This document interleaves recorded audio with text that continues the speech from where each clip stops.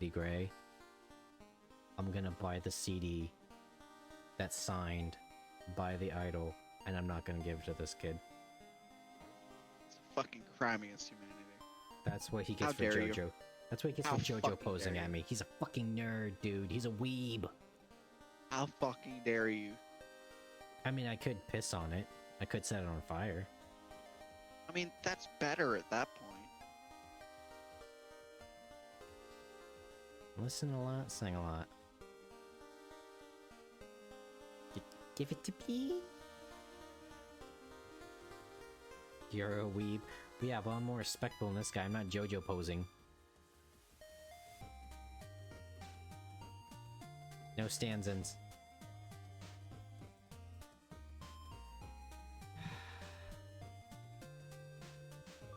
I'll get it from him. He thinks I'm just... What are you doing? No, give it to me! Give it to me, you fucking loser! What are you doing? My friend completely ignored my request and completely used berserk. I deserve the CD. Yeah. I did all the work, bitch. It's mine. Seems like you really are a princess fan. Honestly, I'll give you both signed CDs. But that would make the event staff mad. So I'm gonna give it to this guy. Sorry.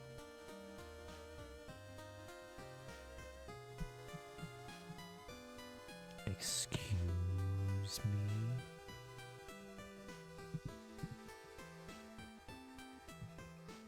I had to beat off pedophiles to get it, you little shit.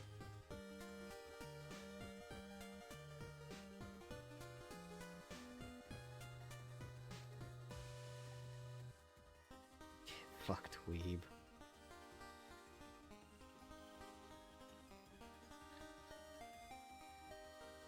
Yeah, you spoke to a woman. You gonna go home and masturbate now? Stop fucking posing at me. Abso-fucking-lutely.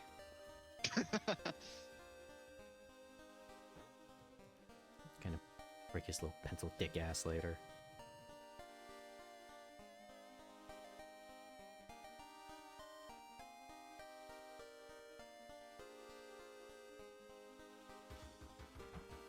Oh, what the fuck? Claw bug.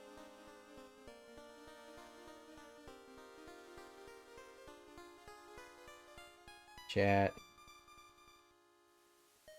What is going on? Vulcan's here too. When am I not? There's been a few times. Forever lurking in the shadows. Even when I'm not here, I'm here. My isekai license has been revoked. Oh, what happened, Kazuki? Did you get a girlfriend? As we all know, that the average anime protagonist, in fact, does not have a girlfriend. Fuck! Alright, new isekai idea, and I put just as much thought into this right now as most isekai, like, authors probably do. What if a Chad gets reincarnated? They have more game than anyone I know. Yeah, and none of them have a girlfriend. They might have a harem of, like, women that just kind of hang out around them. But they don't have a girlfriend. Because they're too much of a virgin loser to, like, actually do anything about it. Or they're just a piece of shit. There's a few of those, too.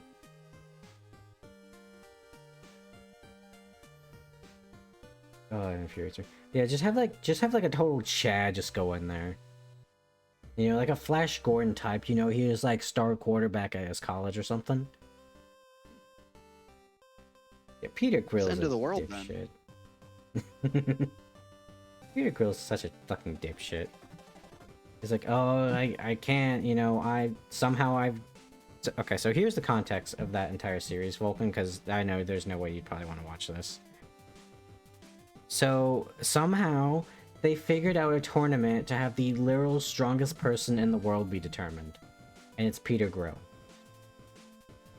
And so because he's the strongest, a bunch of monster girls, namely 2 Oni girls at the start, really want to jump his bones and have his kids. However, he is engaged to just the sweetest woman ever. And he cheats on her at every single opportunity. Well, he doesn't deliberately do it, he just goes full Coomer mode and he can't help himself. And we're supposed to act like this is our hero. I could make a few jokes about a few people we know, but I'm not gonna open my mouth. You say that as you sound really far away. Yeah, that's on Okay. purpose. Okay, yeah, there we go. You're doing the thing I do with the mic when I get really close. Then he ends up frogging them anyways. Yeah.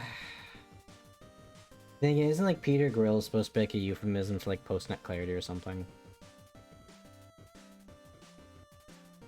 Although, I guess kind of speaking of Monster Girls, I'm pulling up my stream notes here for us to talk about. Baldur's Gate 3. I have a few things here Oh lord. that Vulcan and I have talked about before stream. Okay. Me and Vulcan have very two different things. If you have access to the not safe for work, you already know. As I just posted it. Vulcan's bullying these goblin children and bullying children, I'm gonna get me mama and tell on you, says the goblin child. Vulcan continues with, go ahead. Fucking do it, I'll kill her too. Me, yes child, go get your mother. Go get the goblin MILF. No. You don't want these goblins, Hawk. They're diseased and disgusting. They're not fucking worth it. That's why you domesticate them. There's You know, no like a dog. domesticating a diseased rat. Hey, we domesticated wolves. Over centuries. And you slap a collar on that bad girl, you know, you get her some ale or something, nice warm place, she's probably good. This is why I have Baromancy, so I can nuke the goblins and not hear these statements any longer. I mean, also, you should probably get like a cage, you know, just in case she finds like a sharp piece of glass in the middle of the night. You know.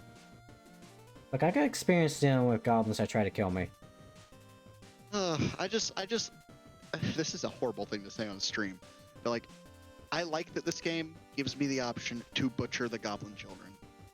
Oh no, that's fine. I mean, it's like Goblin Slayer, right? That's basically what every other paladin I've played becomes. Fucking finally got a roll. Well, let's also look at it like this, okay?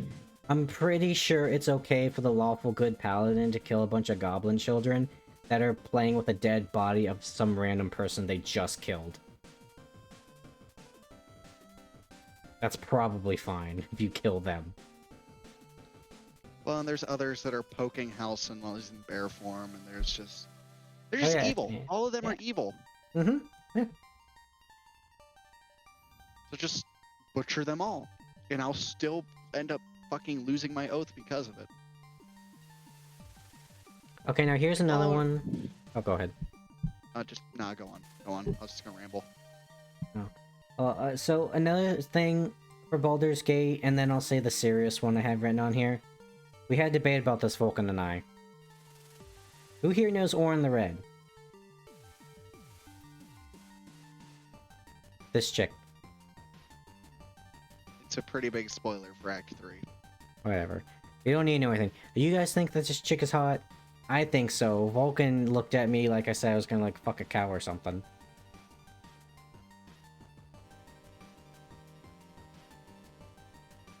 I'm just not okay with her. I do not find her attractive whatsoever. Oh no, she's a murder hobo, but you know, she's kind of got like a Queen of the Undead thing going on, you know? Yeah, but then she'll slit your fucking throat the second she looks at you. Well, you know, I've played Baldur's Gate 1 and 2, so you know, being a murder hobo is apparently hot for a lot of people. You know, namely a certain half-elf druid and a winged elf chick. But not your childhood best friend. That was always something, like, I heard people bitch about, like, why isn't Jaheira a romance? You said every companion was a romance option. My brothers in Christ, you do not want her to have another romance arc, please. And here's why. So Jaheira's thing for the first two Baldur's Gate games, and you can't bitch about spoilers because those games are almost 25 years old at this point, is you meet her in the first game and she's married to a guy named Khaled, I believe? Another half-elf fighter. He's got a bit of a stutter and he's a bit of a coward. But Then Khaled dies in the beginning of the second game, and Baldur's Gate 2 is when they finally introduce the BioWare classic of romance routes. And your options are the kinky dark elf that Lolth really fucking hates. Let's see, what was it? The like winged elf, like innocent sweetheart type of girl. And then there's Jahira, who just lost her husband. Hell yeah. So you probably don't want a third romance. Like, I'm pretty sure, like, well, I can't remember the like canonical name, but the protagonist for the first two Baldur's Gates, he's probably dead, because I believe canonically all the Ball spawn around that time killed each other. And that was Ball's thing, like, make a bunch of children, and they'll start killing each other, and the last one turns into a giant monster, and Ball can take over. I don't know what's the deal with Dark Urge being the Dark Urge, but they probably just fucked something up and gave a caveat. There's a lot with the Dark Urge that's just basically, at the end of the day, they just got fucking betrayed by Orin and just fucked up in the head from her, and that's why the Dark Urge is, well, He fell for it too. He thought she was hot too. Just realized I was on that screen. Okay, now for the serious question for Baldur's Gate 3. If someone's watching in the chat or when this is over on YouTube. Let's see here. So, I've noticed that there's been this double standard for video games when it comes to the amount of horniness in it. So, for example, right? Is like you see a Japanese game where they do some ecchi stuff, and it's like, oh, this is just horny bullshit where the author had the dick in their hand, this is immature, and it's not needed, right? You said with like the Senran and Kagura stuff and all that. Or just like pretty much anything that has like ecchi stuff in it. But you know, when Western game developers do it, or Game of Thrones does it, you know, like, so say like CD Projekt Red is a game development one, for example. It's artistic and mature. And here's my question. Where do you think Baldur's Gate 3 rides in that? Because there used to be articles like, Baldur's Gate 3 is the horniest game I've ever played, and I love it for it. You know, things like that. Get this picture of Orin off my screen. I mean, if you heard me talk long enough, you know I don't really care about that stuff, but or at least it doesn't faze me. The randiness. But I always found that, like, double standard kind of funny.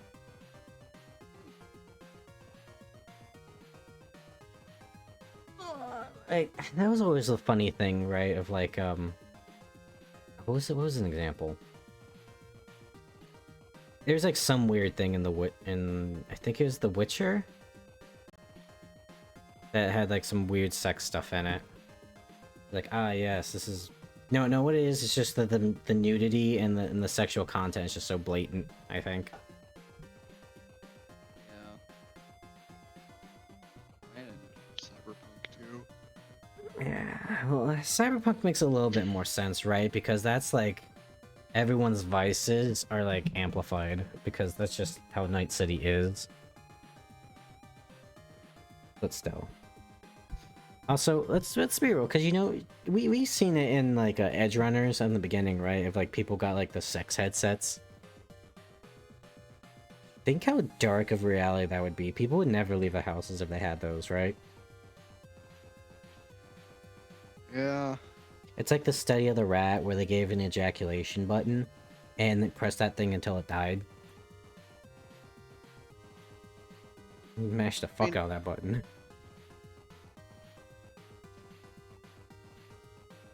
Good for him though.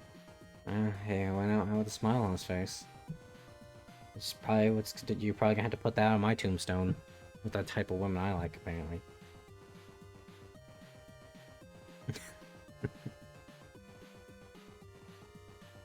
It also reminds me, I got 2 ideas potentially for like stream ideas. One is like going through like old Yu-Gi-Oh cards and doing like a smash or pass on those. And then probably just like a stream or two where we like try to learn the rules of Sword World in the fan translation. We just like start reading through them. Oh, sweet mother of God, I will be back in a fucking minute. Alright. Alright, it's just you and me, chat. Oh yeah. I was doing some grinding in Yu-Gi-Oh! Tag Force Special. And I went ahead just so I can open up new characters, because apparently you can't get characters until you duel them at least once. I went to the 5Ds chapter. And I started doing Yusei stuff. And let me tell you, it's been kind of painful already. I've done like 2 duels. The first duel, I chose to do Yusei's thing because it unlocks Akiza, my beloved. And he literally spent 5 minutes like synchro shuffling over and over again, constantly bringing back things from the graveyard to synchro summon for something slightly more powerful. I was like, okay, that's kind of painful. And then the second, I dueled Sherry LeBlanc, the French girl. And her deck was, you don't get to have fun. And you might think, what do you mean by that? That can mean like a billion different things in Yu-Gi-Oh! And what I mean by that is she had a field spell card that caused, it was, what was it? It was non-token creatures cannot attack. And whenever you would summon a monster, it would destroy that monster and put a token, and the token would have the attack and defense of the monster that was just destroyed. And so she would summon a monster that would be destroyed, that when it was destroyed, it would summon a like 2900 attack monster. So she would just get that out immediately, and she had 3 of those fuckers. And so my deck was pretty much useless, except for when I could summon an Elemental Hero Fusion monster with high enough attack. So that was fun, and it went on for like 30 minutes, that duel, because the only thing keeping us alive was Yusei Scrap Iron Scarecrow. Fuck that card, by the way, I hate that card. We eventually won, though. But I do not want to duel Sherry again. Because it's literally just lol, your entire playstyle just doesn't matter. Throw that in the fucking trash, my guy. It's all just rocket tag now. I mean, obviously there's someone could bring up that like argument of, well, just destroy the field spell. I was trying. I was praying every time I drew a card that I'd get Dust Tornado or something. Mystical Space Typhoon, anything. And it never came. Because it's a fucking card game and I can only draw once per turn. Unless it's like an E-hero. I mean, I've got like Emergency Call. Or E-Emergency, but... yeah, we ended up winning in the end. It was rough though, it was very touch and go. Like I said, if Scrap Iron Scarecrow was not there, we definitely would have lost. Yeah. It really shut down Yusei. Because the AI couldn't comprehend that once a monster was out on the field, it would immediately be destroyed and its effect meant nothing. So he would just keep throwing down like tuner monsters, and they would immediately get destroyed, and the tokens, they weren't tuner monsters. So I would constantly have to like find a way to get rid of cards on in our monster field slots. Oh god. I still find it fascinating how people regress to Neanderthals when they're on the internet. I feel like there's a story behind that, but I'll say this about that is it's kind of the same reason why people are shady to like McDonald's workers. Is because when you're in a setting of like let's go with the McDonald's example. You're at McDonald's. The only reason you go there is to get food because that's the place's job. When they don't get your food right now, you tend to get more shitty with the people. And because of the background, your mind kind of sees them as less people and more of food dispensary machines. And same thing with like the internet, right? Like you can read a text message on a screen in some random forum, but a lot of times you don't really think like this was a person that wrote this. You know, this was written by Jordan, who lives in Wisconsin, and he's got a brother and sister. You just don't think about that, because if you did, you'd probably go insane all the time. Yeah, people tend to get a bit more choppy on the internet just because there's not that face-to-face connection. Humans are very social creatures.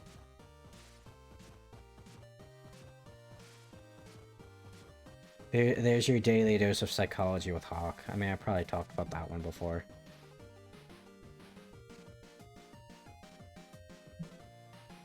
Oh, but yeah, people are fascinating. It's all about how you look at it. Like that one bit of like smoking gives you cancer.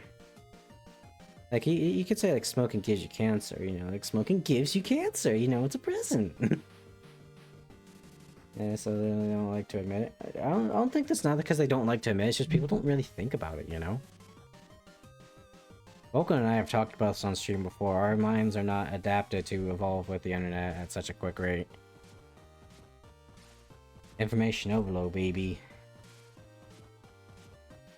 The iPad kids, though, they're in deep. I'm glad I didn't have an iPad as a kid. But then again, I don't think I was... I think I'm too old to be like the iPad era. Their brain becomes lobsters. Ah, that's a secret. We've always had lobster brains. They just never left. We just tucked them really deep in the corner.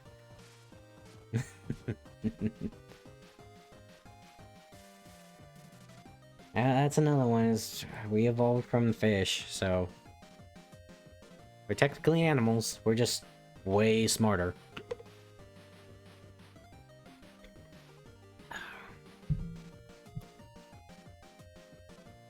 But anyways, chat. I don't know if there's really much other to talk about other than... I was watching Doom and Vulcan play a game and it's free, so I downloaded it.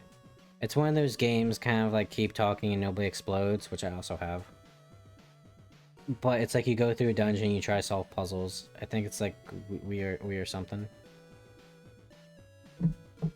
I also don't know what Japan's fascination with incest is. I can probably give you some insight into that, actually. We talked about it in one of my sociology... Wait. I don't know if we talked about it in our sociology courses. But I remember some sociology was spoken about it. Oh no, it was hentai that was in one of my sociology classes with tentacles. But, okay, so imagine this, right? You're a young Japanese man that never leaves his house. You have no contact with people outside your house, okay? What female presence in your life do you have at that point? It's your sisters and your mothers. I mean, we can get in like some like pseudo-Freudian stuff of like when you're a child, your parents are the kind of like the building blocks of what you find in a person, right? Like, well, these people raised me and they kept me alive all this time, so clearly there's some traits here that make them a desirable companion. I'm no way in hell am I ever going to consider them companions, but if I can find attributes of said traits in somebody else, there's a little bit of that probably in there too, but it's probably mostly like, you know, when you're that far lost in the sauce, you kind of take what you can get in a weird way. So that's probably why.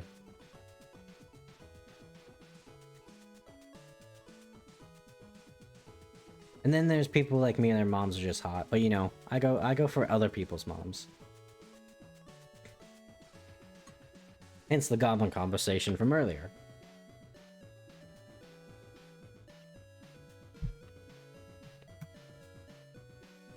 Yeah, Japan is really weird when it comes to sex. I was thinking about this earlier, right? It's like some of the stuff I put in not safe for work earlier had like censored genitalia.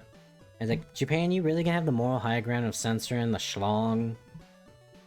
Even though you have some of the most fucked up stuff in the world? A lot of girls in Japan are weird.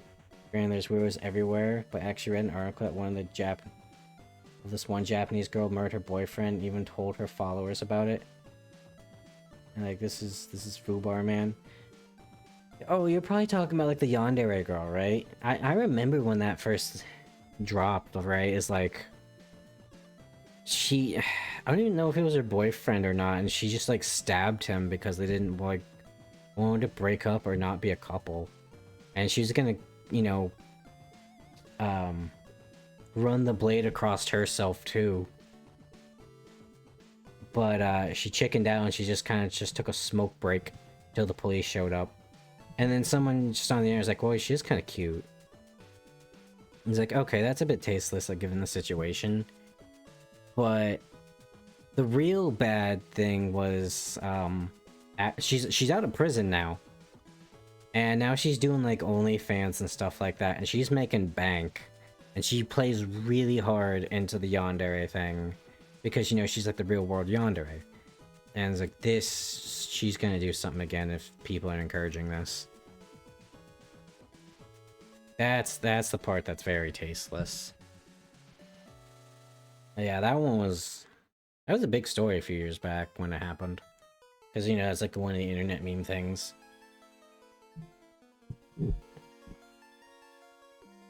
But take it from me, guys.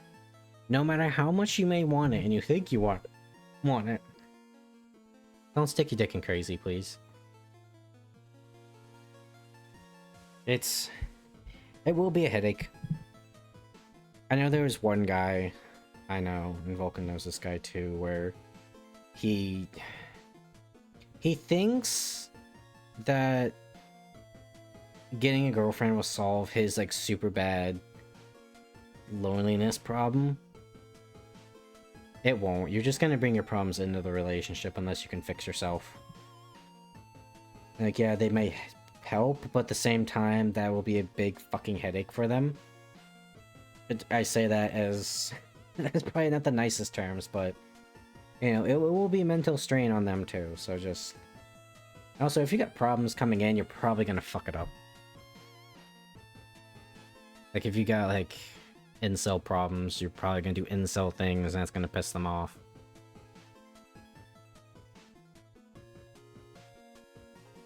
Yeah. Boy, yeah, just like I said in that one stream that I'm not putting on YouTube, I've got some, some real winners in my life. Granted, those were like, I met a lot of those people in like the days of like VR chat. And I don't know what it's like now.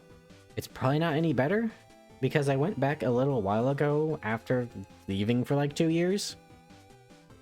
And it was pure degeneracy. I know your boy get engages in some degeneracy, but I'm at least cultured and restrained enough about it.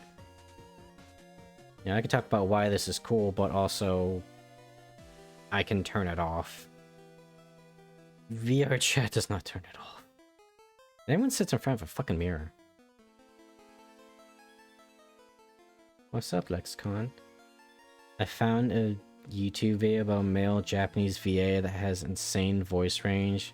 Just me thinking, oh god, this man. I voiced our favorite waifus. Yeah, that's the thing, right? Is like a lot of the ones in hentai are also probably guys. Anyways, welcome to the conversation, Lexicon. We're going. Well, let's see, what have we gone over? Murder hobo waifus, never let goblin moms around me, and incest. At least the psychology of incest, I should say. Unironically, no joke, in one of my sociology classes, we did learn the origins of tentacle hentai. You can do MILF voice, tsundere voice, lolly voice, huh? Ah, poor fool, of course. People are truly talented. Yeah, probably a lot of work that goes through that.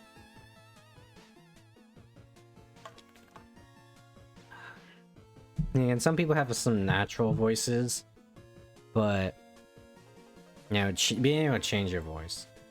One thing I've noticed when I'm like trying to do like little voices when I'm reading stuff, because it's just more entertaining, that's why I always turn the voices off and stuff, is I think one of the real tests of being a good voice actor is being able to switch voices on the fly, which I've been trying to notice if I could do that. Granted, I don't practice outside of streams, though I probably should, just because, I mean, for stream entertainment purposes, I used to run a few Pathfinder games, and doing voices there. If I ever finally, like, work up the courage to actually, like, try an ASMR thing, probably do that. It's just... So this is the weird thing, like, I can just come on the stream and I can just go. That's a lot more freeing than me, because I get nervous when I sit down to record a YouTube exclusive video. I don't know why. I know it's probably just because I also don't have anyone to bounce off of, which is why I like streaming with, like, the Twitch chat, and then, I mean, obviously Vulcan's tier 2. Somewhere. But yeah, I just gotta get used to, like, doing YouTube stuff. I should get back into doing YouTube videos. I've noticed I've stopped streaming Digimon Hackers Memories, so I should probably start up the Let's Play again for the YouTube channel just to get through that. But I gotta find out when to do that. Oh, hello. I'm back. I'm gonna shoot you a DM, Hawk. Some wild shit just happened. Not another bad idea. Yeah. I noticed that the Yu-Gi-Oh, like, if there's like a good duel I have on stream, I'll snip it and put it as its own video. Those are doing kind of good. Like, kind of good, I mean like 8 to 16 views.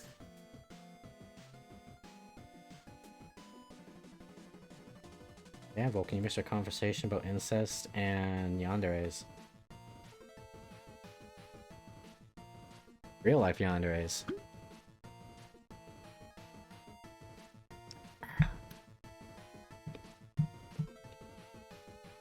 Like, one day wizards will have guns, and the shoe will be on the other foot. What are you talking about? Wizards with guns already exist. In Pathfinder, there's an entire archetype that gives a wizard a gun. I think it's called like Spellslinger or something. Vulcan was almost one in one of our Pathfinder games. At least considered it. Ah yes, the Gunslinger in Pathfinder, also known as how many archetypes can we make that give other classes guns? Most of them are not good. Yeah, there's a bunch of gun stuff in Pathfinder. Alright, let's see what we got here. Yeah, Paladins with guns is a fun little class to play around with. Oh Jesus, Vulcan. That's heavy. Yeah.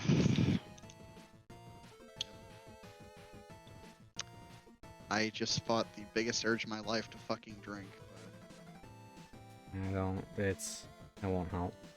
I got an Arizona tea. It's the same thing. Yeah. Yeah, it's very southern of you. But then again, we just watched Steve-O and the whack cocaine shit he did. That's not. I've seen more of that man's body in one video than I could ever care to see again. Yeah. And there has been consistently good nature analysis. I need to look back, because it seems like a lot of their stuff was borrowed from other classes. But I only... When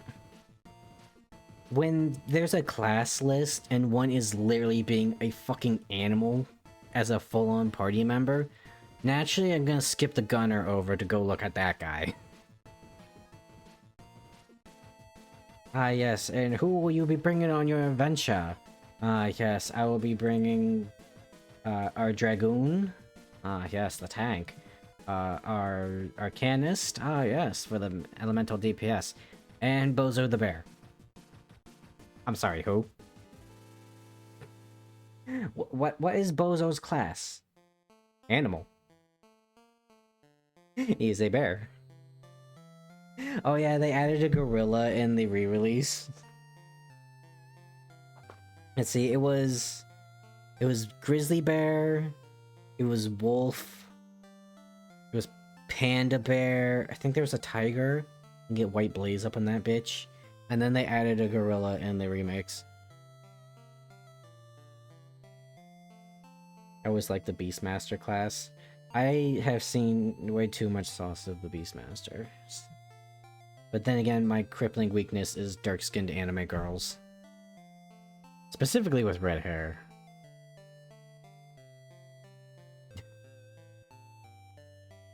But yeah, Beastmaster classes are always cool. Like the blue mages and the summoners.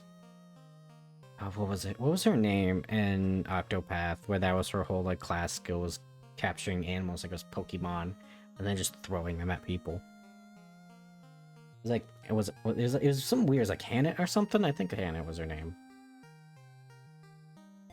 I originally started out in Octopath as an Ophelia guy, yeah, the cleric girl, but I think like most people, because of just how well written her stuff is, I became a Primrose guy. Which, fun fact, I based my Pathfinder character off Primrose. I just made her Varisian. Oh yeah. Actually, what was the Beastmasters specifically? Let me pull up the wiki. It was the E's. Because I think their whole thing was like throwing animals at people too, wasn't it? Or was it like the prototype rover? Oh fuck, which one was it? Was it 3? Buccaneer, Ninja, Wildling? I think that's what I was thinking of.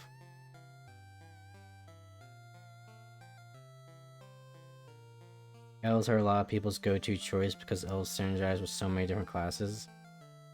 Elves and humans are overpowered. Oh yeah, I was thinking the Wildling. The Beast King in Japanese. You're breaking up a little bit. Yeah, I can hear it dying. Oh god. F. He's gone. Never to be seen again. Yep, this is my last stream, guys. The monsters finally got me. I'm gonna be married next week. We weren't supposed to know.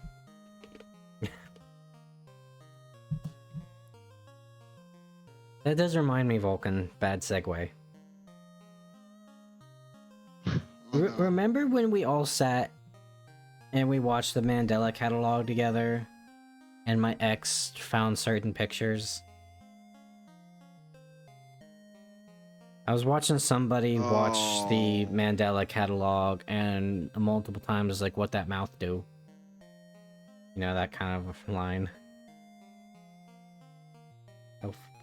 Elf, wizard, elves already have aptitude for magic, and elves have naturally high dexterity as a rogue. Yeah. I think a lot of that comes down to the problem of Tolkien made elves to be the perfect little fucking OCs. Like, out of all the races. Like, their entire thing is like they're perfect, right? Like, they're good at fucking everything, and they live forever. So, this is one of the things I've had a thing where I've, like, tried to, like, whenever I run games, I try to divide elves into 3 general, like, sub-races.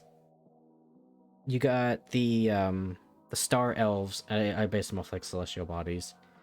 Star Elves are the intelligence ones. They're the spellcasters. Then you got the Moon Elves, which are like the Rangers and the Druids and yada yada, fucking Tyrande, whatever. They get the Wisdom bonus. And then there's the Sun Elves, which are like the super charismatic ones. Because as an elf, for some reason, they have all of them. They have all of it, but not statistically. So I try to, like, make it make sense. So Celestians and Elves, yeah. Star Elves are just like your standard, like, super smart, like, magic elves. Like, wizard elves. Yeah. You think we'd grill Tolkien over his work nowadays, Vulcan? Yeah. I mean, I know you do. Yeah. I mean, I poke fun of it, but my problem with that is also, like, every single fucking fantasy series is based off of his work. Like, almost every fantasy thing has to have elves and dwarves. Okay, here's the thing. I like the way D&D elves are. They're unique enough, and they're just like, they're not Tolkien elves to the degree that, you know, they're fucking immortal in Lord of the Rings. And I fucking hate that. But they're still elves. They're still elves. But I really like what he did with dwarves. I like how that's the standard. That's the only redeemable fucking factor. Yeah, you know, that's the funny thing, right? Is like we've got like dark elves, we got snow elves, we got sea elves, you know, we've got fucking desert elves, we got everything under the sun elf. And then what do dwarves get? We're fucking dirt boys.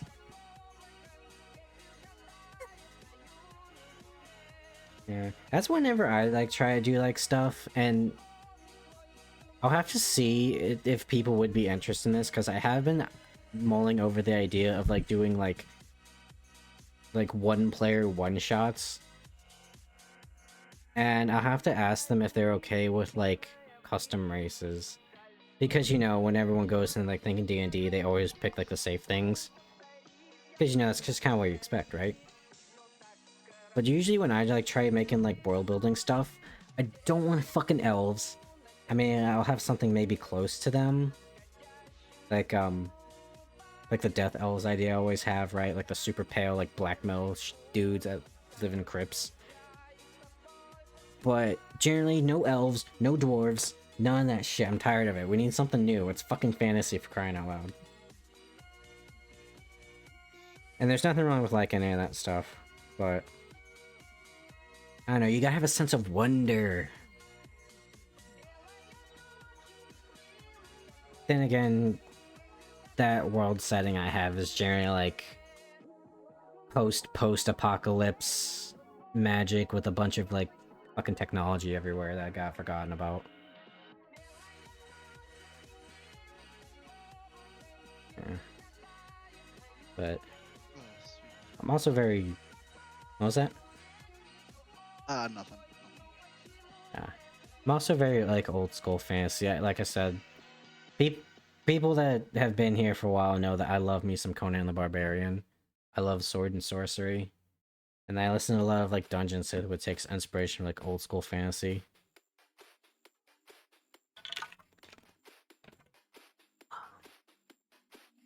Monks could just become overpowered by tempering their bodies in harsh climates. Now we're getting back to the Steve-O shit. But He tempered his body in meth. The fuck are you on about? yeah, and they just beat his nuts so much that somehow he has a like double the normal sperm count. The average man. But there wasn't Pillars of Eternity where I can kind of see that line of thinking, Kazuki. Because how monks and pillars work is there's like super masochistic spiritual monks. And their whole thing is the less health they have, like when they get hit and they tick a threshold, they get a wound. And wounds are what they do to use their... It's like their resource to do their monk shit.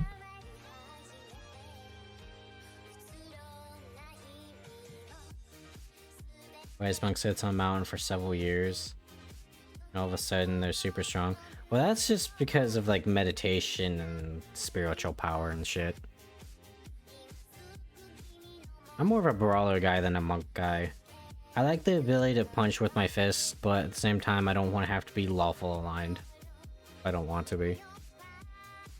Plus brawlers in Pathfinder are cool. You just have the ability to like temporarily get combat feats. The only problem is there's a lot of combat feats. So just, it's like Druid, right? With animal form, you just write a few down and keep those with you. You could be neutral like Buddha. Well, monks get their powers because they're lawful, you know, they do their regiment, they meditate, they say their mantras and all that shit. It's a structure in their life that makes them powerful. You know, I could have fucking sworn I put loop on that video on the background music, but I guess not. Unfortunate. I don't know why it keeps doing it every time, dude. Yeah, self-discipline and training is where they get their power from.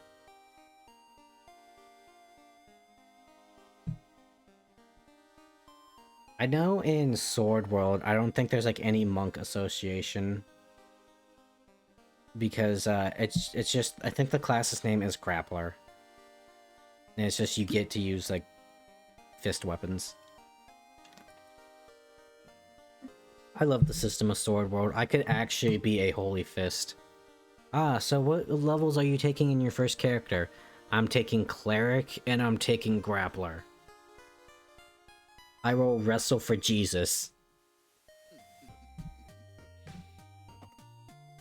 Like, okay, I grab the ghost. Okay, yeah, because you're also a cleric, you have divine muscles, and I suplex him.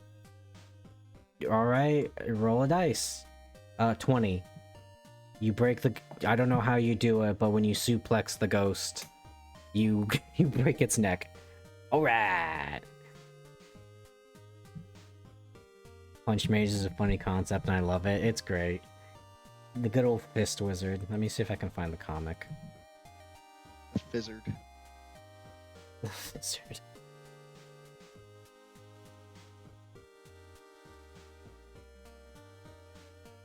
Muscle Wizards cast Fist. Oh, dude, Hawk with Lae'zel in my current playthrough. Mm-hmm. Even though I made her a sorcerer, I still gave her a few points in strength. She can still, in theory, dominate in the bedroom. Of course. Look, what I'm saying is you kind of... When you pick Shadowheart, you really are... How do I put this?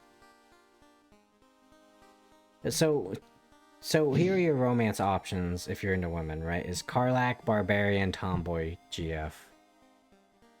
That will probably burn you in the bedroom. And then you have Unless you're another Lae'zel. tiefling. Yeah. And then you have Lae'zel, who's Lae'zel. So I feel like Shadowheart is the non-bottom option. Dang it, I don't know what Shadowheart's into. She does worship an evil goddess, so... Shadowheart is a bottom. Okay. If you go the saloon route. If you go the Char route, oh sweet mother of God, you're doing some fucked up shit. And with Lae'zel, it goes both ways.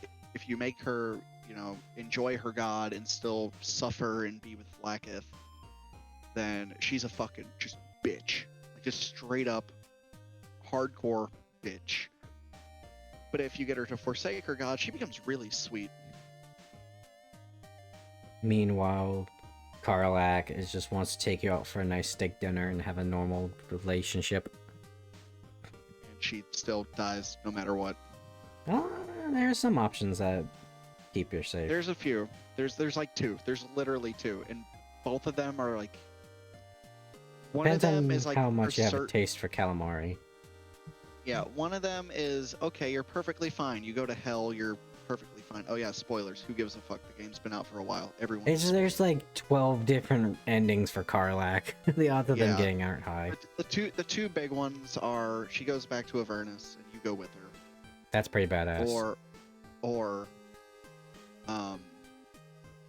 she becomes a mind flayer and for some reason is able to retain all of her personality.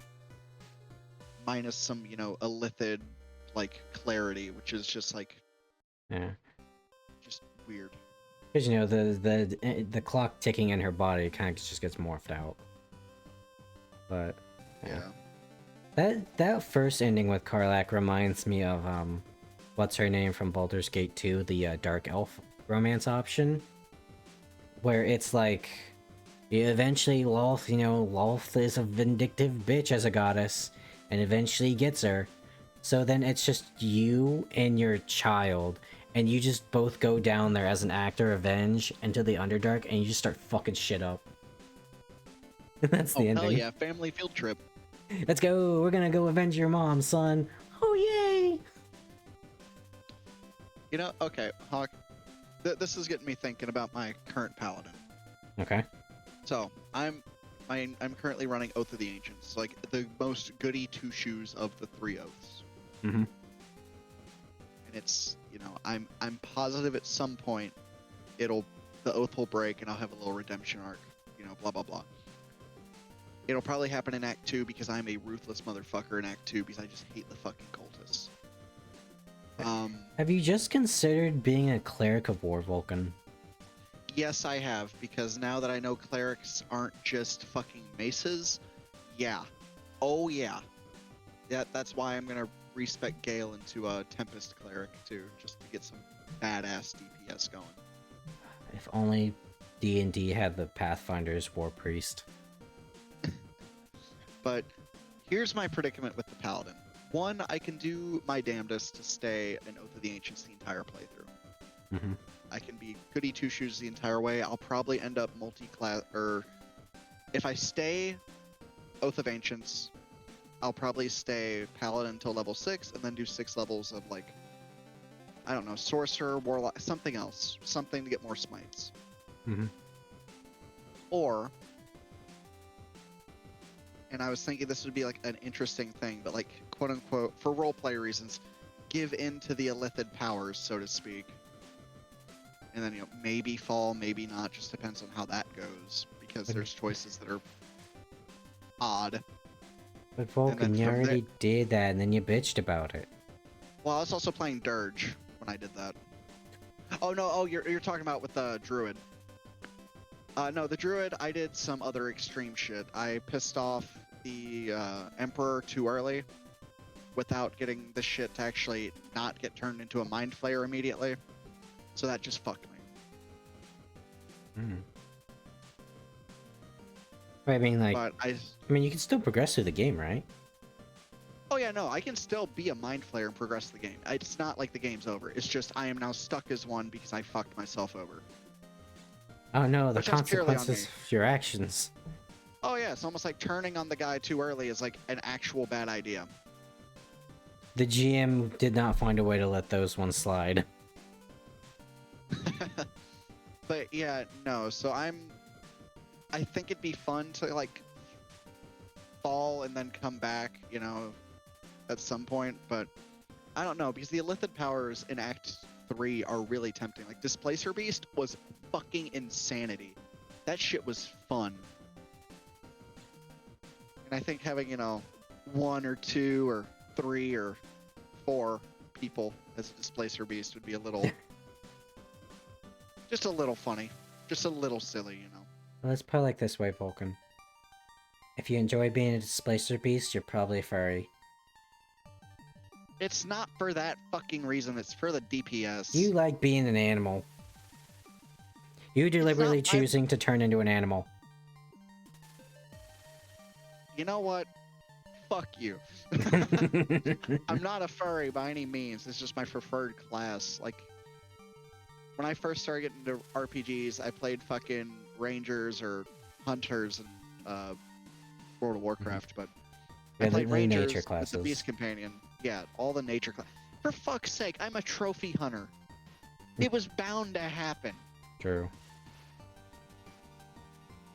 But yeah, no, it's just really fun. Like, I used the Displacer Beast and took on, I think it was 4 or 5 level 11 enemies at level 9, and it held its fucking own. I mean, the mirror image is like ridiculously strong.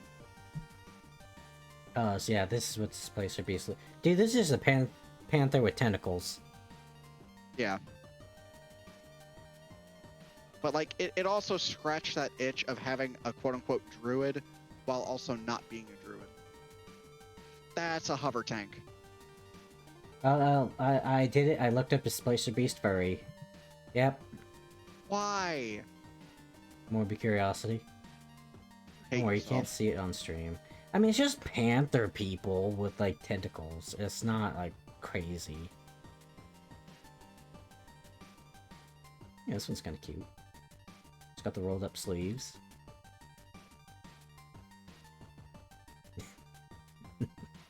Dude, can you imagine, like, the amount of stigma it must be, like, in real life to be a druid? Like, you're always fucking up stuff for civilization, or at least some are. Like, they're a bunch of PETA activists. And then... Ooh. And then just think of, like, they're just fucking druids, those are the animal fuckers. Maybe it's right there. It's really easy to set propaganda against them. Man, I just had the idea. Maybe I could like multi-class into like if I say Oath of Ancients because that's basically a druidic paladin. Well, it's a nature paladin, but I could dip a little bit into druid. Is that possible? Because I know at least I don't know if it's still the same thing with 5e, but paladins had to be lawful good. They're very extreme on the alignment chart. Druids had to be neutral to some degree. So there's like No, classes okay, couldn't Baldur's fit. Gate 3 doesn't give a fuck. Okay. It doesn't. You can be any class. I mean, you could also be a cleric worshipping the nature god. True. It's just I really like having like a shapeshift form because it. So the way it works in Baldur's Gate 3 is each wild shape or displacer beast they have their own HP pool. It doesn't correlate with your normal HP at all.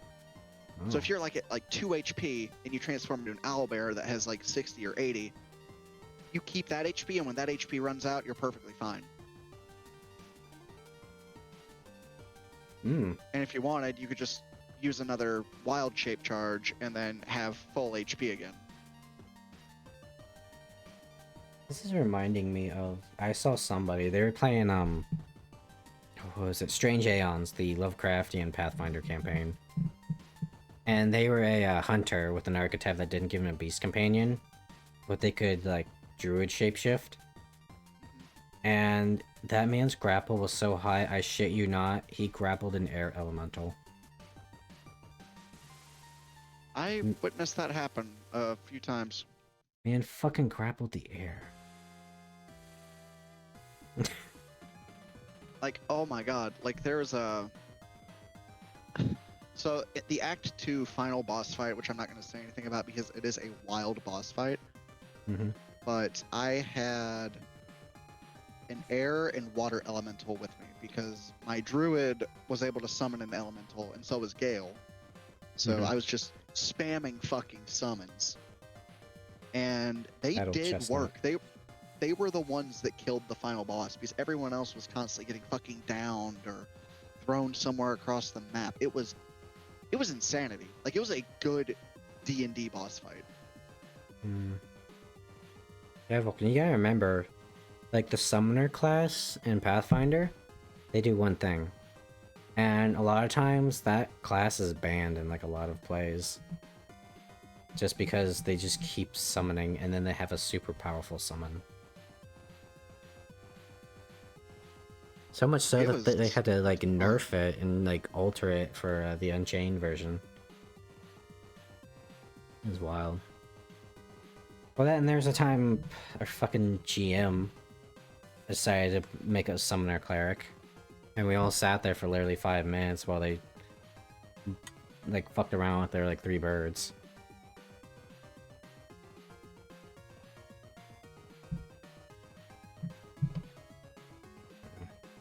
Oh, I might be dying a little bit here again.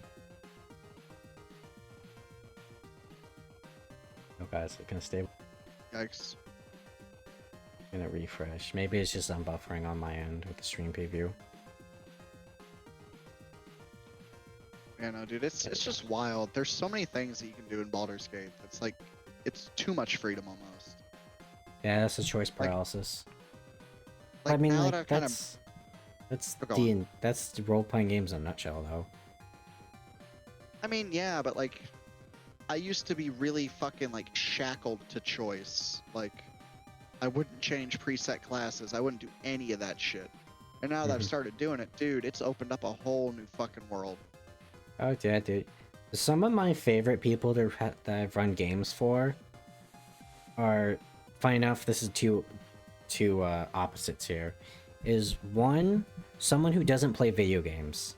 Because they're completely, like, unburdened by how like, video games have programmed your mind.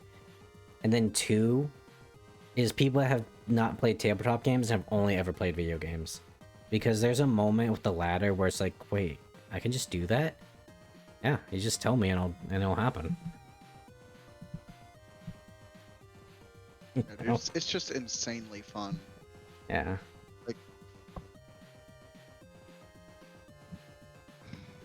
Like it's, I'm really excited for when I get to Act 2 and actually recruit a druid because I really want another one back in my party. Their AoE shit is so fucking strong. Mm. Like I told you a little bit about the spike, like the spike trap shit that I did. Mm-hmm. And you can. This is something I learned later. Is it doesn't matter as long as it's a concentration spell. You can have overlapping things. So I had one that was like sleet storm. So it was like it would create an icy surface, and it would like. The surface wouldn't stay if like the thorns were there, but it'd still cause the effect of ice for a split second, so they'd still fall over. Mm-hmm. And then I can have firewall on top of that. Then I can have like ice storm be cast as like a DPS after that. So I could just keep stacking these things as long as they were a concentration spell. Oh. Wait, how can you constant? Oh wait, are these Different casters, different okay? casters. I was gonna say because there's usually multiple components to a spell. Yeah. Yeah, no, it was using multiple casters. I'll tell you, this reminds me of Pillars again, where I kind of like how they did stuff because you know when you're like a wizard, you could pretty much beat anything, right? And it's kind of the same with Druid, like they got a little bit of everything. Where wizards were and pillars were primarily like the controller casters, so you know like the blindings, the sleeps, and all that jazz. They had a few damage spells, but that was about it. And they had the clerics. Obviously, they were the support characters with like the defense buffs, the healing. And then the druids were fucking wild, no pun intended. Where they were the straight up just the fucking blasters. Most of their spells did elemental damage, and when shit got in their face, they wild shaped into like werebeasts that you could choose from of different werebeasts. And they had like different strategies. Like if you chose like the werestag, your melee attacks had AoE splash damage. And then the I mean, like, shit, the that's wolf can knock you kind of down. what I did with my druid. Is like I kept it as a melee hybrid caster thing for a while. Mm-hmm.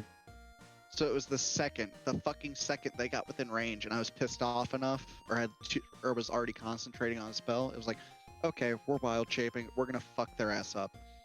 And once I did a little respecking and actually instead of just only getting ability improvements and started actually taking fucking feats, Mm-hmm.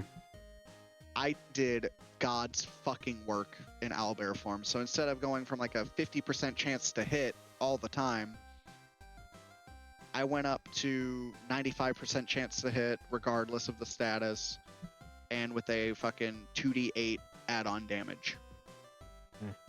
On top of the already insane damage. It's just pillars really opened my eyes. Like, why are you know druids are kind of just like the hodgepodge of everything, right?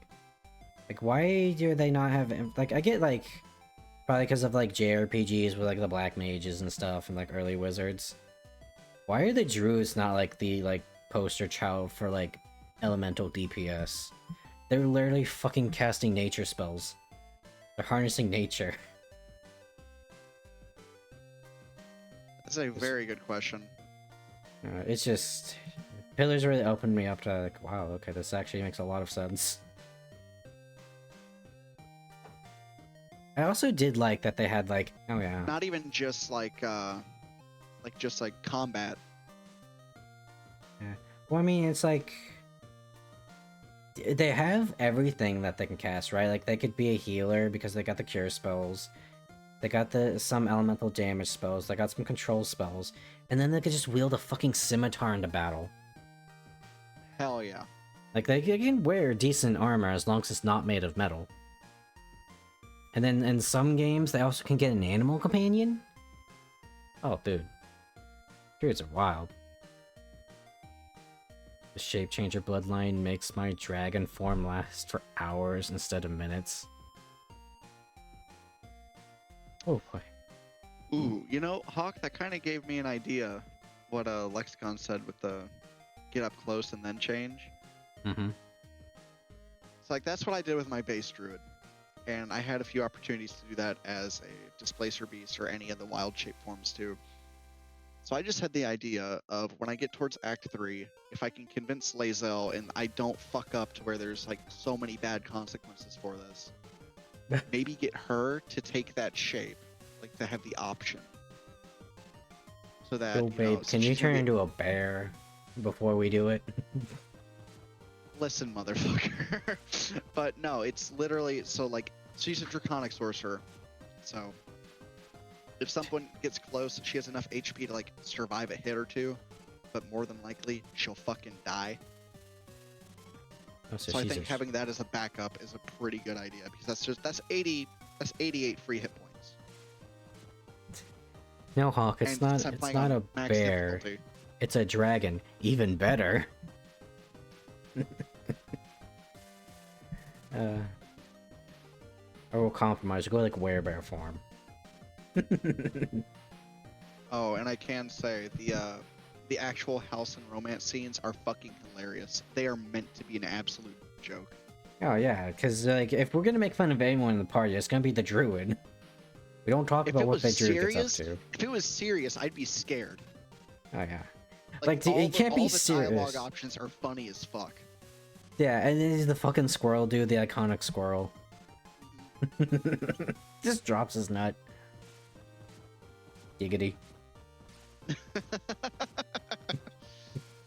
Oh, dude, it's just fucked.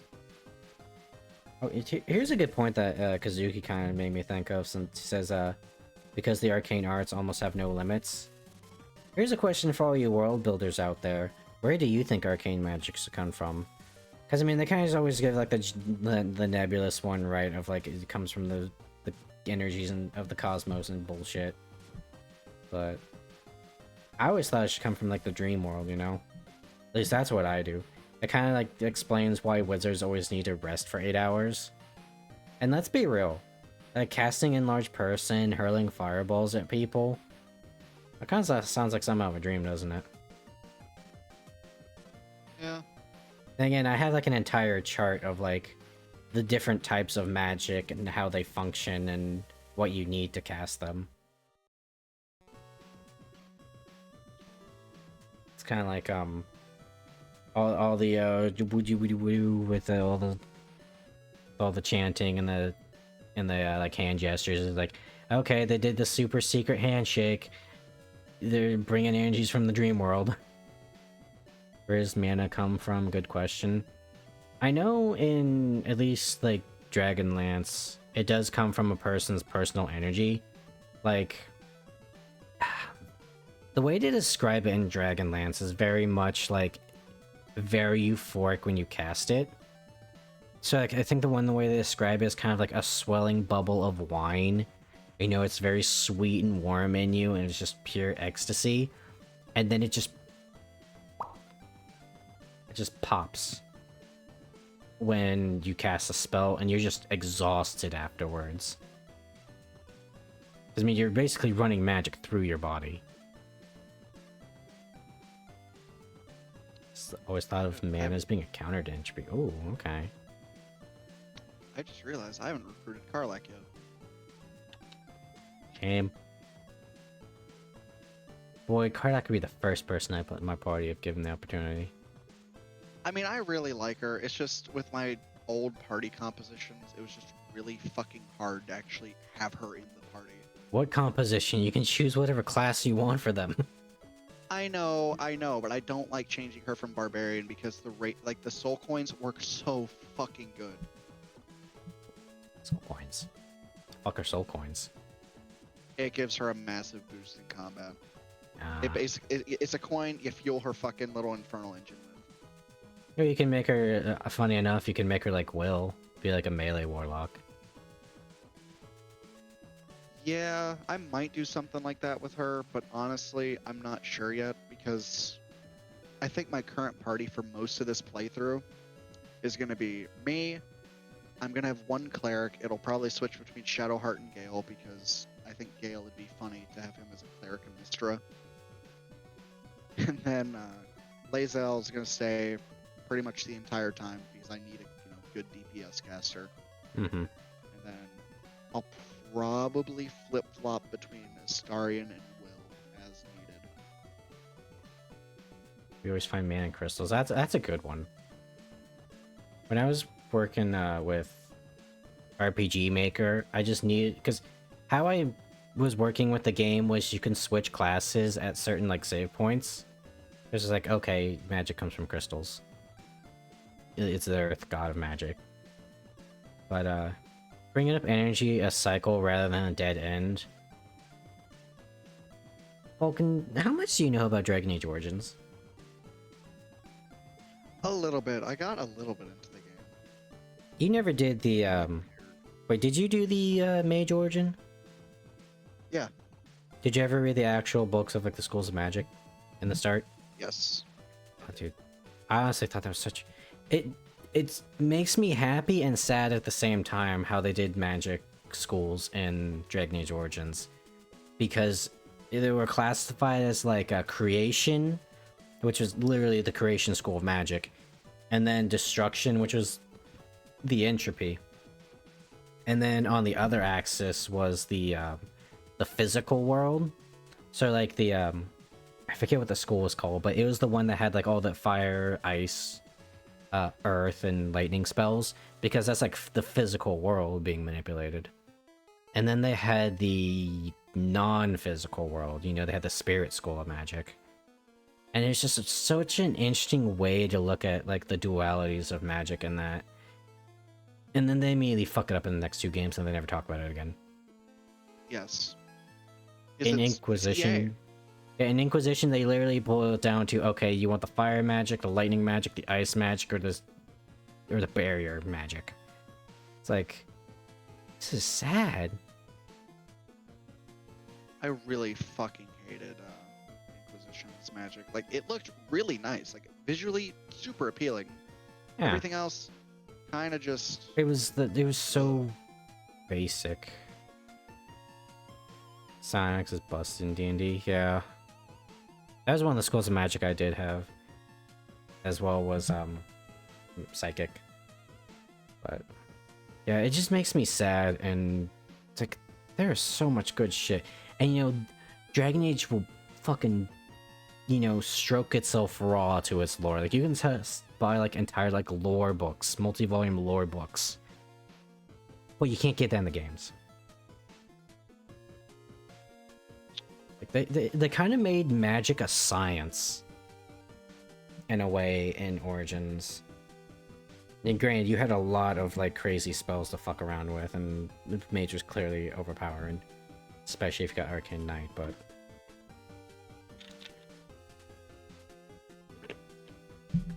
I do like looking at the way people do magic, because a lot of times it can just be like... eh. Mind control, yeah, mind control is always a bitch. I know there was, what did they call them in Pillars? Because there's also basically like a psychic class. And they had things like that, where it's like, okay, you're gonna put magical energy into your weapon. They were basically like Psylocke. Alright, here's your mind weapon. Swing it. The more you swing it, the more you build up your resource to cast your mind control powers. And then some of them got kind of crazy too, like illusionary enemies flanking you. You would literally get like phantom wounds that you just tricked yourself into believing were real and you're actually feeling the pain. And obviously there's the charm spells. It was wild. There's one where you literally give someone a brain blast and what was it? It was like they took damage, and then I think it was whoever was directly behind them in like a cone took damage because it like blew their mind away.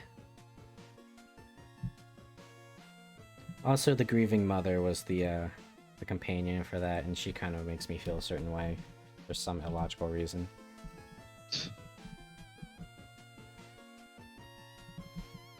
And no, it's not because mother is in her literal name. But she is a fascinating companion, and I'll tell you why here, Vulcan. So, you know, a standard like adventuring party, right? Like 6 people. You're all going around, they start talking to each other occasionally. Not a single person speaks to the grieving mother. because she's basically like a half a ghost. So by not talking to her, it's implied that your party doesn't even know she's there fighting with you. Oh shit. It's such a cool concept. And I guess here's a picture of her, chat. Yeah, that's kind of a big picture. Give me 1 second. Okay, this one might be a... You know what? I'm just gonna... No, don't put me on Facebook. You know, I'm just bringing the whole thing over here. There you go. That's our Oh, we hawk. don't get to see his Facebook dating profile. Dude, I'm not 30. I don't own a Facebook page. But yeah, grieving mother. Just a cool concept for a character. Just the fact that your party members, you're the only one that can see her. Because that's the thing. She's like, she fucks with people's minds all the time.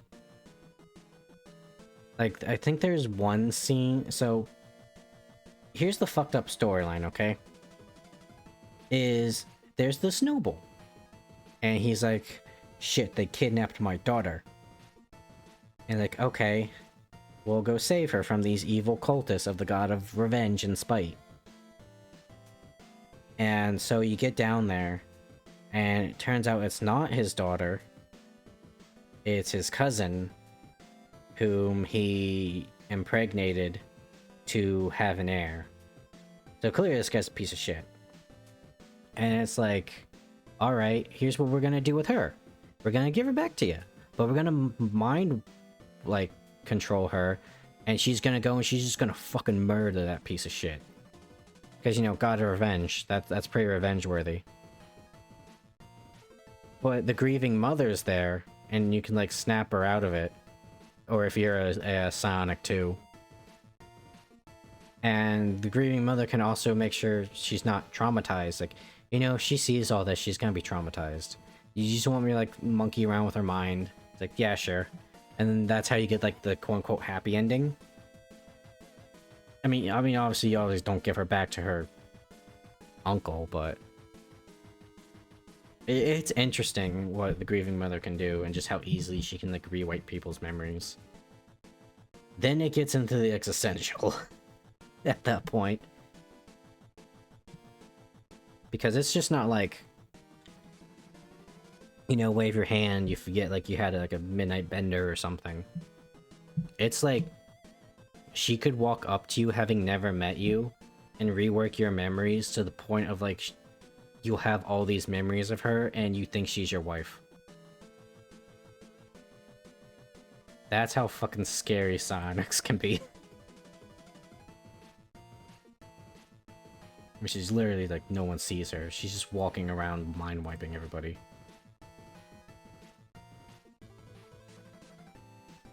And then you got a good old boy Eder, who's just a good old boy from the south. He was a farmer, he was a soldier. Had a crisis of faith, but... I just watched Shadowheart get one-shot by a fucking wannabe paladin. Ooh. What is Shadowheart's alignment? Or do they not have alignments? Because I know Char is definitely neutral evil.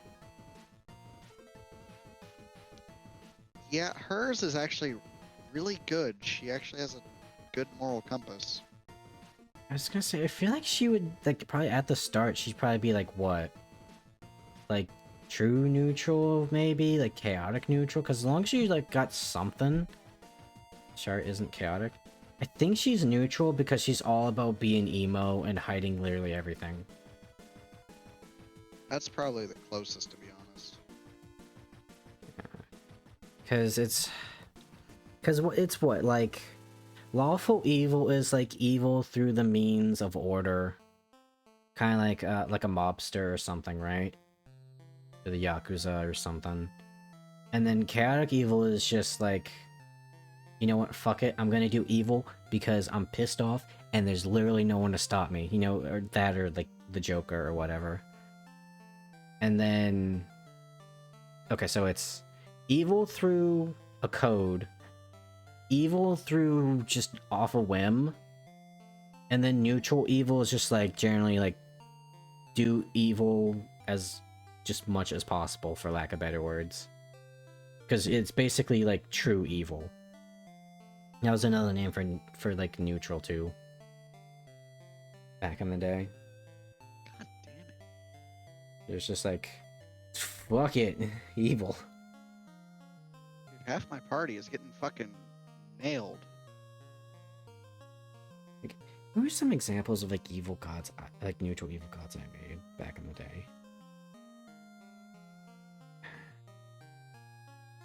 I think one was kind of like an insect god that was neutral evil because, I mean, they just wanted for everybody to join the hive. They really didn't give a shit about law of chaos. Or another one was like the fear god. It's just like everyone gets afraid, you know. The more fear, the better.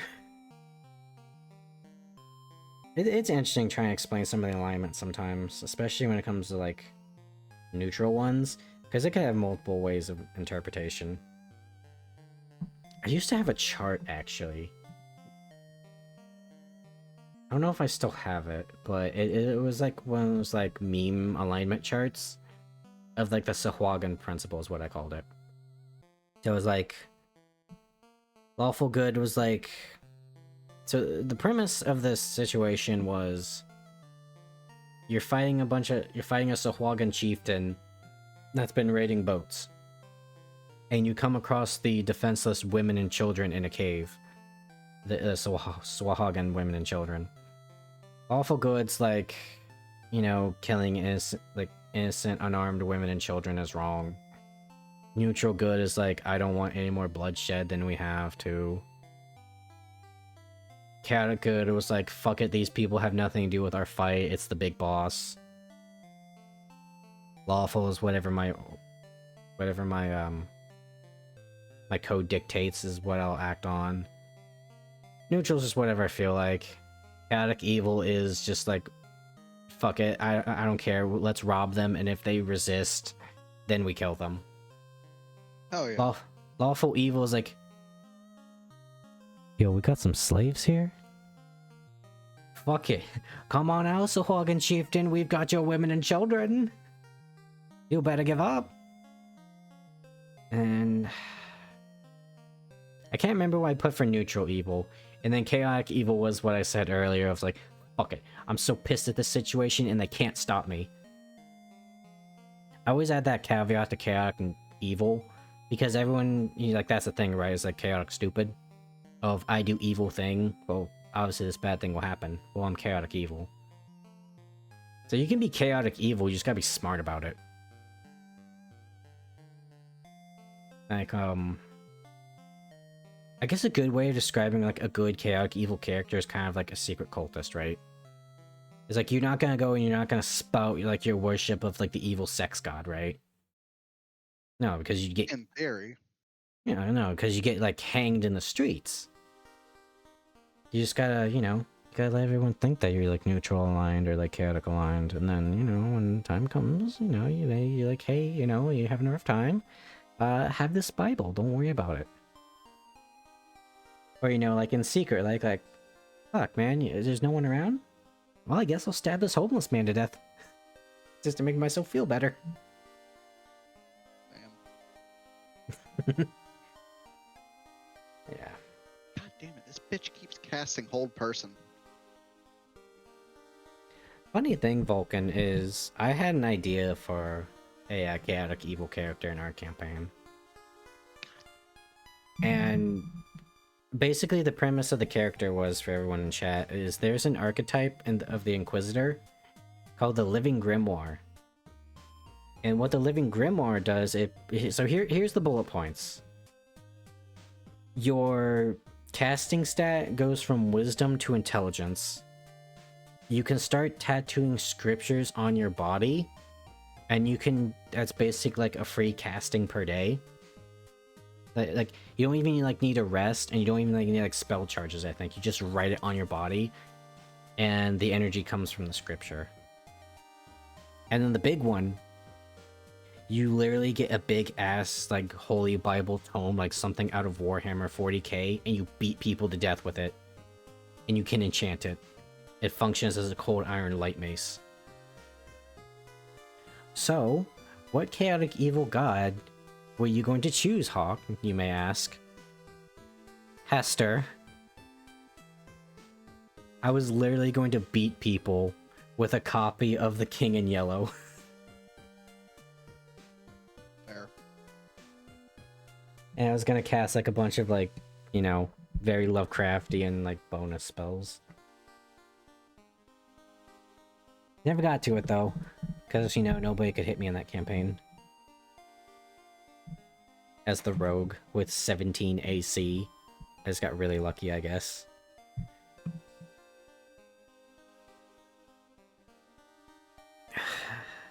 I do think... Logan, you want me to tell you some secrets that were spilled to me? About that campaign? So this is my ex around that time where she started making jokes and like Zudu was taking advice from the peanut guy how to fuck the party over. And she told me everything. Of God. I think it was... What was it? We were going to be like in an adventuring group or like a roaming band or something. And we were gonna have like this like squire basically, and he was gonna supposed to be very likable. And he was gonna get murdered by a cultist of some Lovecraftian god. Because, spoilers, there's a Lovecraftian god somewhere. Well, I don't even think it's somewhere, it's just like contextually outside of the campaign. And it was battling with like his, like, our GM's stand-in NPC character that he was playing as well. And what else was there? There was... Here comes the fucked up one. So, in Pathfinder, there's something called the Mask of Lamashtu. And it allows you to copulate with monsters and make monster babies. As long as you wear it or something. And so the GM had an idea of us fighting a cultist of Lamashtu with his army of like dog babies. Lamashtu is fucked up.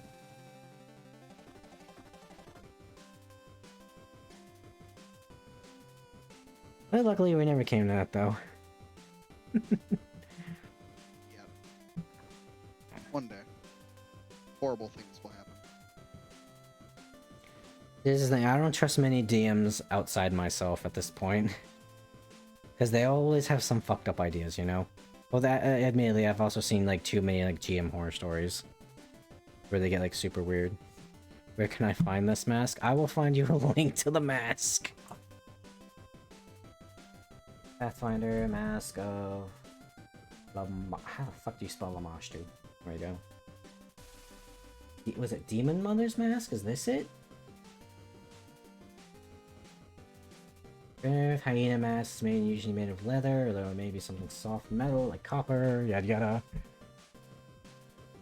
+2 competence bonus to handle animal and heal checks. Can smell when nearby creatures are in heat or otherwise fertile. Creatures such as humans that can breed at any time of the year always smell fertile unless they are barren. If Lamashtu is the wearer's patron, the mask counts as an unholy symbol. You know what, I'm bringing this over here. Just so you don't think I'm pulling this weird shit out of my ass. This is old Pathfinder when it was really dark. That's it. I'm breaking my paladin oath. This guy's pissing me off that fucking much. And the hole for the third eye appears on its forehead. The wearer can use Summon Monster 2 once per day to summon a fiendish hyena, which obeys the wearer as if they shared a common language. The wearer may interbreed with animals within one size category of the wearer's size. The offspring of such unions are members of the mother's race with a fiendish template and bear monstrous aesthetic features of the father's race. Requirements: craft wondrous item, detect animals or plants, polymorph, summon animal 2. Creator must have 5 ranks and handle animal and heal. Costs about 1,800 gold pieces. Paizo changed a lot of their lore to make it more like, I don't want to say family friendly, but there'd probably definitely be a lot more people playing with their families now. Pathfinder's real dark back in the day. Rise of the Rune Lords, those goblins, they're not so cute. I don't know why everyone thinks all the goblins are like cute little mascots. They are fucking monsters. One literally ate a man's face off. As you should. A hawk. My Barrelmancy for this playthrough is going to be superb. Actually, I poisoned their fucking drinks, so they're just all going to die. Good. I hope their insides melt. Wyvern toxin, it might do something like that. Meanwhile, this fucking other paladin, or false paladin, whatever the fuck he is, he keeps smiting my team members. And it's just a battle of attrition now. And I swear to fucking God, if I lose my oath because of him, I'm not going back. I will embrace the change. It's not the This is infuriating. It's not the paladins hunting down Karlach, is it? It is. It is exactly them. Wait, how does that make sense? How can they smite? Are they like paladins of the Absolute? No, they're not. They're not related to the Absolute at all. They work for Zariel or Zariel. Okay, that explains it. I was gonna say, because I feel paladins. Like they're just fucking dickheads. I feel like a lawful good god would not tolerate them trying to kill Karlach, who just wants to escape from hell and be a normal person. Like, yeah, but my guys, fickle bitches. Yeah, it's like, you know, my guys, this isn't due process. I don't think you should do that. Oh, fuck, they're doing it anyways. Alright, you can't smite anymore. You can't smite for like 10 minutes. Go get him, Karlach. Thanks, God. My only hope is to fucking command drop the paladin's weapon so all he can do is fucking punch me. But that costs my last spell slot, so I can't smite him. So it's literally a fucking battle of attrition, and I need to switch out this fucking spear because it's good, but it is not fucking worth it. You know, Vulcan, can you just rest and get your spell slots back? No. What? Why not? I mean long rest, not short rest. Well, why not just rest after the fight so you can blow your spell if you need it? Well, the issue is I'm in the fight, and then... You still got your spell slot. I don't want to save the spell slot. What I'm saying is I don't have the 2, so I can't use command, drop weapon. Oh, you don't have the second level spell slot. Okay. Yeah, I'm gonna kill this motherfucker. I have lost this fight twice. I am... Ugh. He is going to die, and I'm gonna carry his fucking body around like a fucking trophy. It's like... Bitch. That really is a sin. You're just killing the tall tomboy GF of our dreams. Fucking assholes. Like, God, I can't do it. Or it's like that one, So I've got this, like... I wouldn't call it animation, it's like a comic dub. Of there's this cute goblin girl and there's this paladin. And so the goblin's trying to get laid to the paladin with the paladin boy. And she's like, but I got a ring. That means it's not a sin if we have sex, right? And he's like, And then after he dies, he's just up there with God. He's like, you fucked a goblin? And the paladin just goes, but my lord, that shit was gripping. It's just like that with Karlach. It's like, so you didn't kill the tiefling, but my lord, she was a tall tomboy. Fair enough. This casted shield. What the fuck? God damn it! Are you winning, son? I'm using the fucking smoke powder bomb. Fuck you. I was saving that for a fucking brick wall, but no, you deserve everything you got from this. I mean, they're pretty big pieces of shit. Only issue is I'm gonna hit Will with it, but that's a Fuck sacrifice. him. He's in the same boat as those assholes. Like I said, a sacrifice I'm willing to make. Or I can just sacrifice Lae'zel and take out the paladin. Hail and well met, my brave heroes. Okay. It's a very tough decision. And by tough, I mean fuck you, bitch, die. Oh, Like, what Tab. the fuck? It didn't just explode. God damn it. Fuck. Tav, you would never hurt me, right? Not for Karlach. Nice day. Tav? I'm thinking. Why are you thinking so hard about it? It's me, Will, your best friend. I think you're overstating our relationship here, buddy. Alright, well, I gotta fucking heal Lae'zel and pray to God she doesn't die next turn. Fucking Will's probably gonna die, and I gotta throw this fucking bomb. Welcome. God, fuck. Wait, was it What will party? you do? Arrange. What will Will's you do? dead. And nothing of value was lost that day.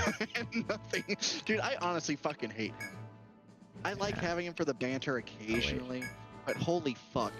Very well. Him then. being a warlock is the only fucking... You know what? That's what I'm gonna do. Is that's there what I'm gonna something fucking do. else? Broken Oath Paladin, 5 levels of Warlock, say fuck it, and then just... Agonizing Blast, be gone. And what patron shall you have? As your options are Asshole 1, Asshole 2, or Funny Asshole, I believe. Yes, funny asshole, my favorite one. What will you do?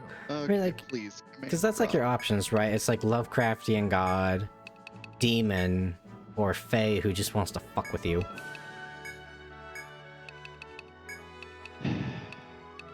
Gonna get the original group out here right now, and then we'll grind the other two off later. I came to this fight underleveled, and it is fucking... Yeah, that's kind of the thing, ain't it? One level makes a lot of a difference. And the fact that I'm fucking at 25 XP from leveling up. Good luck to you all. I am breaking open a fucking chest away from leveling up. Yeah, go get some money, guys. Alright. Okay, I gotta focus this little fucking whore over here so she doesn't cast Hold Person again. But you always get the one in the dress. I fucking hate her. Because she casts fucking shield every time I use a spell on her or some other bullshit like Flourish. I just... Ugh! You know, that's always a thing, right? Is like, I feel like when new people want to play a wizard, they always want to be like the blasty, blowy-uppy guy. You do a lot... You need to control the battlefield. Yeah, no, you do a lot worse when you're that guy casting like Dominate Person and Hold Person. Like, Hold Person plus, fucking... Oh, don't tell me he's gonna fucking punch. Fuck you. Got an attack of opportunity, just backhanded Will. Of course. Last one. Hold first on Lae'zel, of course, and there's no saving throw. There's just not a saving throw. And Will's dead. Dude, that was the one that always got me. Just... Did Zito ever tell you his strategy for Dragon's Demand? Gay as fuck. I'm sure he Not ask questions. basically blew Sorry, away I'm just very Magic. bitter. No, you're fine. No, his whole thing was there's a spell called Calcifying Touch that the wizard can get, and it's like super low level. And This too. I don't think there's a save. There's more. Yeah, there's not a save to resist getting touched. You just touch them. And then you have to make a dexterity save. Otherwise you start calcifying until you like... What was it? It's like... It like lowers your dexterity, I think. And already you have to make a dexterity throw, so if you fuck up, you're basically done. And once you reach 0, you calcify and you petrify into stone. And guess what? Dragons are big lumbering things that do not have a lot of dexterity, This too. so they can't really avoid it. Oh, it's a touch attack, says Lexicon. Yeah, There's more. What is? that spell calcifying touch. So basically, if you're, the only way you could have a decent chance of avoiding it is if you have high dexterity. Dragons do not have high dexterity. Their massive size actually reduces their dexterity. They're all armor. I'm gonna kill this bitch. I'm gonna fucking murder her. These three are gonna have their fucking bodies paraded around for the rest of the game. But the second I get animate dead, boom, all three of you, my fucking thralls. Oh yeah. And this was Zito coming into the campaign, and he was gonna do that to the final boss. Can it be like this all the time? After everyone had like their emotional arcs and they got all this like cool dragon slaying shit. It's like, I really hope he doesn't get that. Just because, I mean, big dramatic thing like while I touch you, final boss dead. That's Pathfinder in a nutshell. That's always the thing.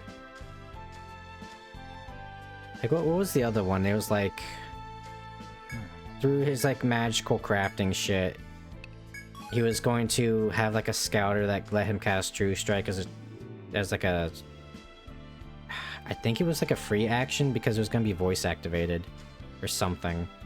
And then he was going to cast Pilfering Hand, which basically guaranteed he was going to steal whatever item was in that person's hands or on their person. And they're like, well, that kind of fucks over warriors. The only thing is that it's a melee touch attack, so it requires you to get it in within range of the dragon, which is easier said than done. I guess. But I don't know. He also has done the campaign before, at least I think that's what he said. Because he had no fucking clue that the campaign was short.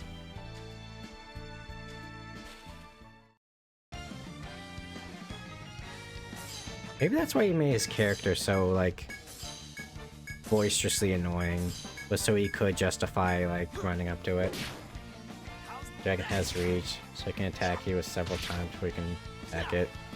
Eh, maybe. There. I just pushed this bitch off a fucking building. The fight is over. Burn in hell. I will say this about Dragon's Demand, some bullshit. You get Dragon Sling arrows in that campaign.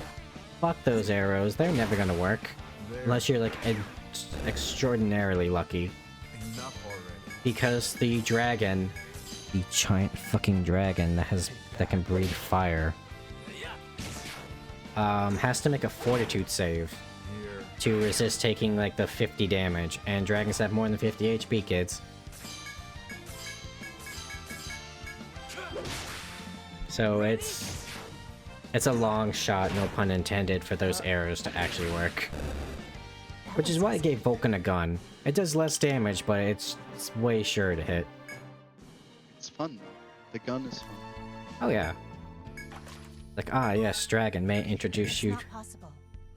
He's like, dragon, like, I'm gonna defeat you with the power of friendship and this gun I found in this tomb. I have a plus 13 to my melee attack rolls now after the fucking fight. Oh yeah, no, Kazuki, I'm well aware of the blue decks. The blue blacks are the guys. As a guy that likes playing like red green, that's just face beat. It's like, oh, you tricksy fucks. I What's am this? carrying this man's body around now. He is mine. Here's another. There's more. See, look at all this like money we're making, guys, by getting the crafting skills. Oh, I just realized where I need to go. Oh wait. Oh, I'm going a long way. Oh no, he's too heavy. I forgot about the secret passage.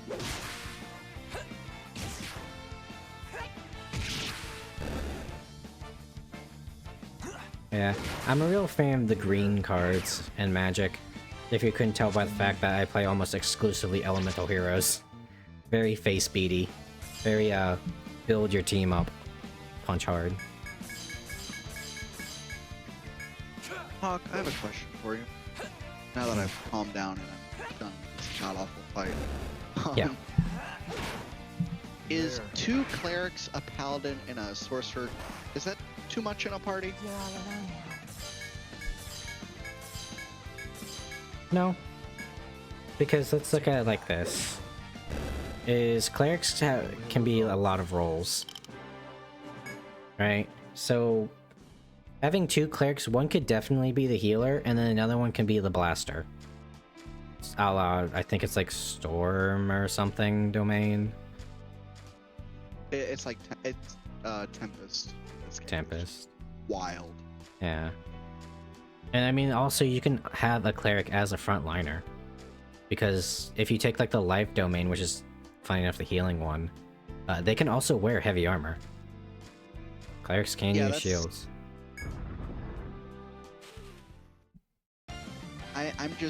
I'm thinking about the future difficulty in Tactician. Because mind you, I also took context for that. I also took Will, who's also just fucking horrible. He is terrible at low level. Yeah. Well, it's because he's trying to be a melee wizard, and that takes time to build up.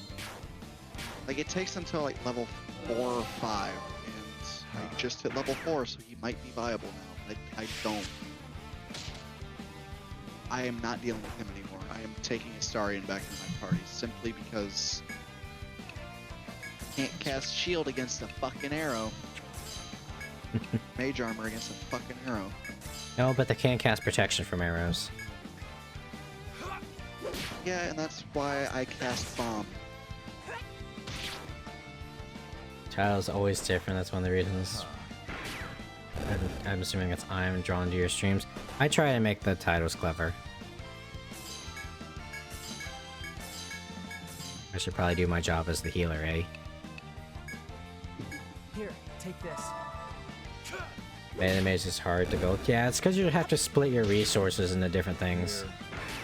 And Oh, no, it's not really viable for my party either, because I've got myself as frontline melee, Shadowheart as support melee, a full-time caster, so I need like Found some. another like dedicated range, Here's another. Yeah.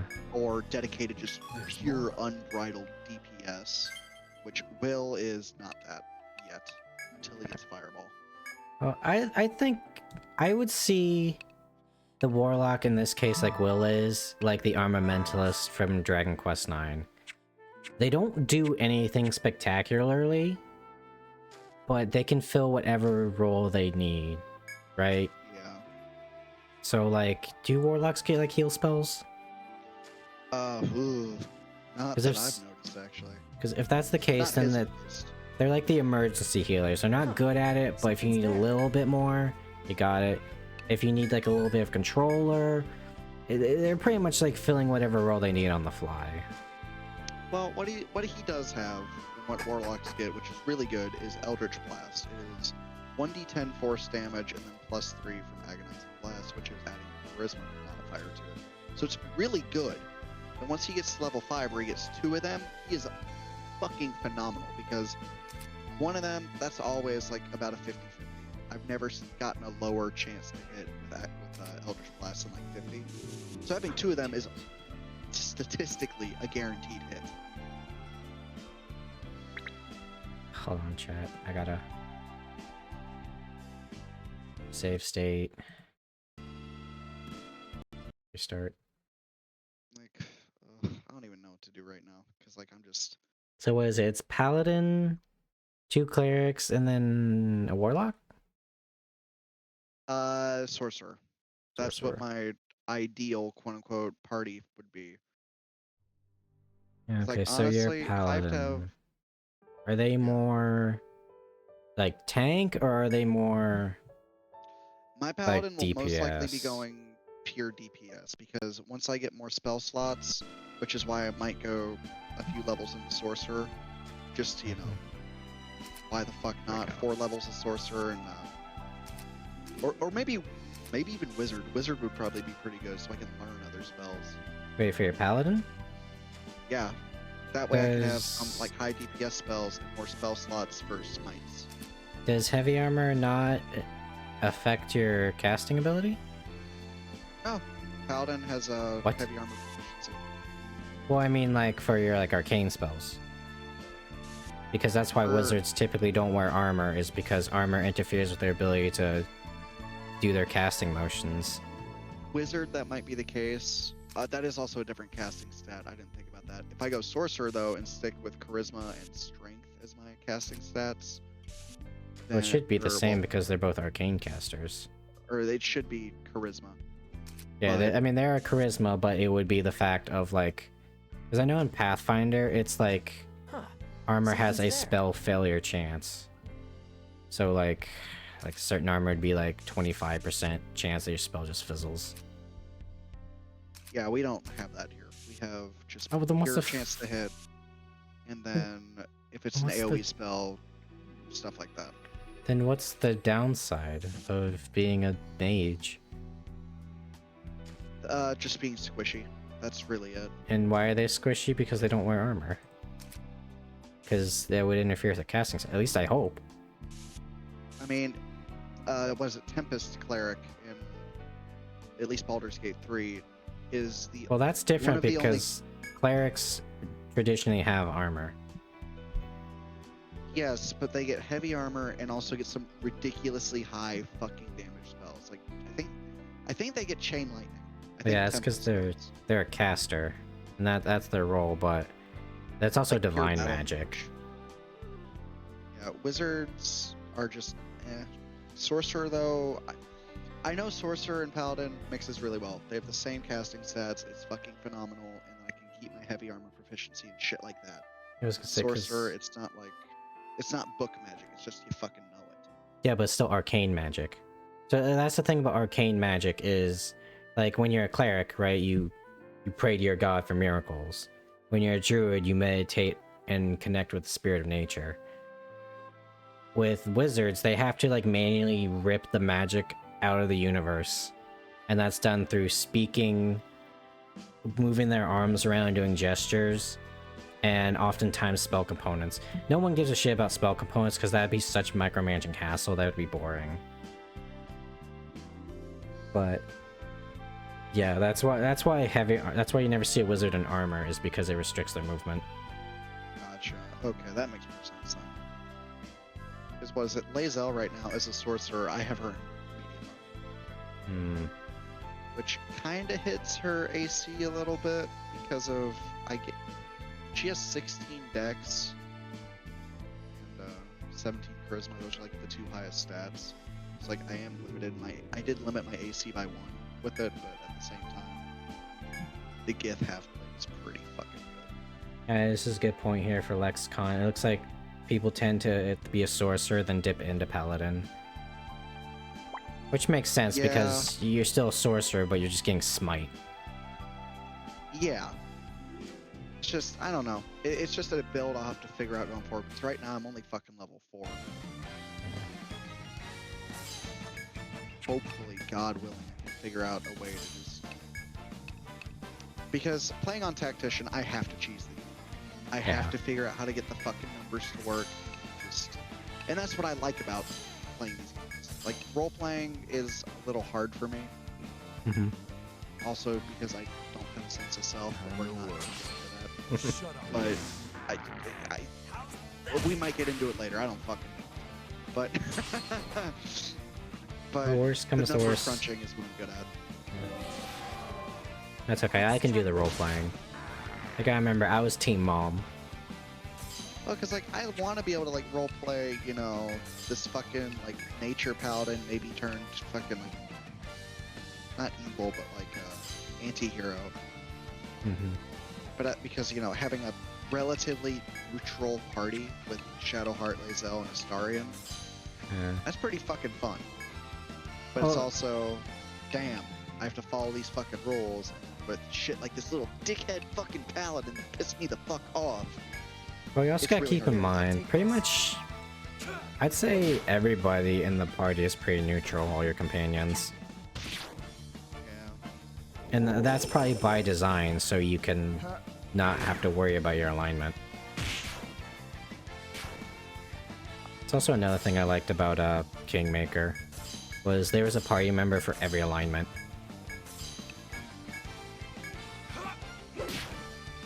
Ready? Let's see. Yeah, I can probably help you with the role-playing thing. I mean, I got somebody who is very much against role-playing as a religious character, as a paladin. Find a way to, like, make it work. Charging Yeah, gold. I've just gotta.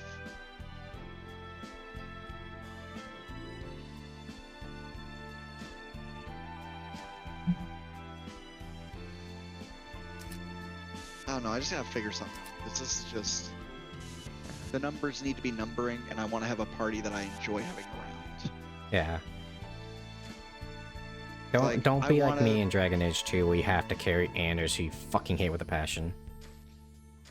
Oh, funny you say Anders. That's the name of the fucking dickhead that was fighting me for the past half hour. Hmm. Threw his fucking body off a cliff. Good. Just like me, I stuck a knife in Anders' back. Okay, I gotta go get a fucking artifact for this little bitch to fucking eat. Whoosh. Loud noise echoes from somewhere in the forest. It's back here. I probably should have been paying attention to the... Oop. Alright, so yeah, I think for certain now I'm gonna dip Gale into being a Tempest Cleric. I feel like RP wise too, it actually kind of fits. He got his fucking magic just stolen from him, so he has to pray to another god now. Yeah, and let's be real. Casting lightning bolts, like if a wizard was going to become a cleric, that's probably one of the ways to go most of all. Well, and it'd be really nice for setups. So I made Lae'zel be like pretty much fire damage is what she's gonna be mostly into, along with maybe some lightning or frost spells. But I feel like Gale being Tempest would be fucking phenomenal for that, because I can set up all this shit, have these wonderful like just AOE spells, and then maybe when I get a druid later down the line, you know, have some good concentration spells mixed in. And then have my two frontliners just fucking rip shit apart while one of the clerics is doing something supportive. I just now realized I missed something earlier, didn't I? I'm gonna go back and check. Oh yeah, how is Howson? Because the only thing I know about him is that he is a fucking jacked elf dude, and women thirst after him constantly. Oh, I like his personality. It's very hippy dippy, fucking love nature. It was right here, wasn't it? Oh, what are you? Oh, you're a turtle. We're gonna get rid of what we know is bad.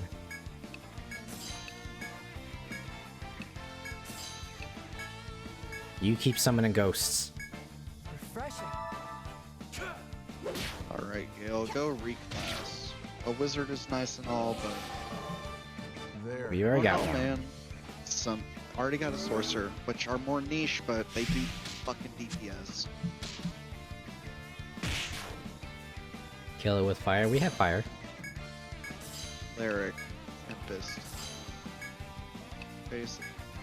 It's just thunder and lightning. That's all Tempest is, and it's fucking cracked. I break the thunder and the lightning. Where's Mistra? Alright, pray to your fucking ex-girlfriend. Vulcan, do they have warhammers in that game? Yes, they do. You give that to the fucking Storm Cleric right now. Just turn Gale into Thor. Ooh, but here's the... Oh, okay. So if I do that... Let's see. I want to give him... He does not have that proficiency. As a cleric? Give him Take that. He does not... Yeah. Oh, wait. Martial weapons. My bad. I'm fucking retarded. Okay. Because I know back in the day of like 2nd edition D&D, clerics could not wield pointed or bladed weapons. They could pretty much wield anything that was blunted. Which makes sense because usually you're like smashing skeletons. Ready? Yeah, I just dumped his fucking charisma. it's gone. Do clerics need charisma in that game? I know they did in No, Pathfinder, they don't, and he's not my main character, Good. so it doesn't matter. I'm gonna keep his intelligence at 10 just for pure RP purposes. Other, I'm kind of glad they got rid of the charisma requirements, because that would be your channel energy, and that made clerics very stat intensive. well, here's one my HP. predicament. Do I have 13 dex or 13 con? What would the alternatives be? Take this. Just like no modifier? Yeah, it's literally just because I'm gonna get an ability improvement at some point, and I'll probably give Gale Forbidden Knowledge from the Necromancy there. book because fuck it, why not? Mm-hmm. Because I want him to have high strength so he can, you know, still fucking kick ass in melee if needed. But at the same time, I don't know. It's kind of like an iffy situation. I might. Well, how about this? 14 dex or 14 con? Dexterity is evasion, so you're less likely to get hit. But would you Yeah, want more health? It gives AC and initiative, but if I'm gonna give him heavy armor, that dex modifier doesn't matter. It just gives him Yeah. higher initiative, which is fucking helpful. Yeah, so I think that one's just a personal choice one. And then also lexicon. Clerics are wisdom casters that go up to, you know, 9th level spells. So they're full-on wisdom casters. But clerics also, their channel positive energy, which is their big AoE heal or nuke. Or I shouldn't say channel positive energy, because it also can be negative energy. Scales with charisma for some reason. So the more charisma you have, the more channels you have. And also the DC to resist it gets higher. Really? I get turn undead at level 2? That's fucking cracked. Most people always think, like, you know, the wizard, because necromancer is like the undead class to go, oh, what's the fucking cleric, baby? Having 2 clerics feels wrong. Like, just at an objective level. It's fine. They're versatile. But at the same time, hold person. Same time, whole person. Now, I can be the motherfucker with... I can have 2 clerics with hold... Oh my god, I can just stop combat. Yeah. Oh, sweet mother of God, this is where the strength is coming in. And at level 4, I get fucking lightning spells. Oh... I've done There's a hunting trap somewhere. it. And both of them can have heal. And Shield of Faith. And oh my god, Hawk, I've made a build. Yeah, it is odd, isn't it, lexicon? That's why it's really hard to, like... You gotta pick something as a cleric, you know? Yeah, having the +2 strength and proficiency for weapons is really good too. I gave Gale a fucking Morning Star and it's so fucking big compared to his body.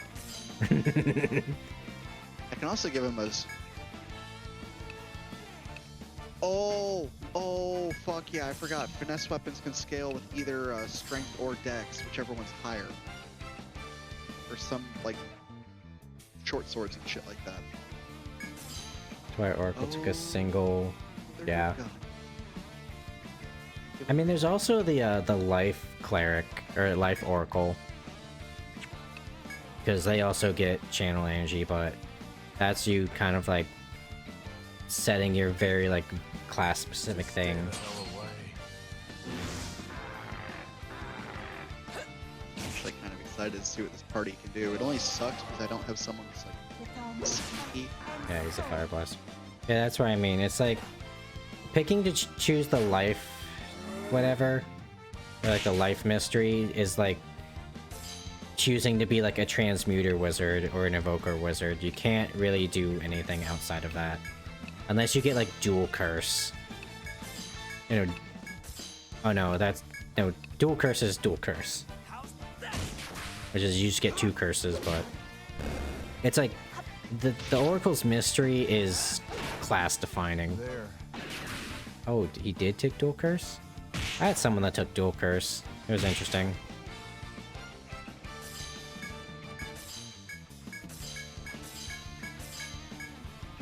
Take that. Yeah. Oracles are so cool. I remember one time I got real creative because I took the I kind of took like the safe bet and took like the lame curse, which kind of like made you it gave you a lame leg. So like your movement was, you know, hindered, but at the same time it couldn't be hindered any further, like kind of like a dwarf. And so what I ended up doing with that to kind of like make it spicy was, well, why is his leg like that? Because his leg's made out of solid gold. Let's keep going. Oracles are such an interesting class. Just because you have to like choose a penalty that you get powers from. Oh.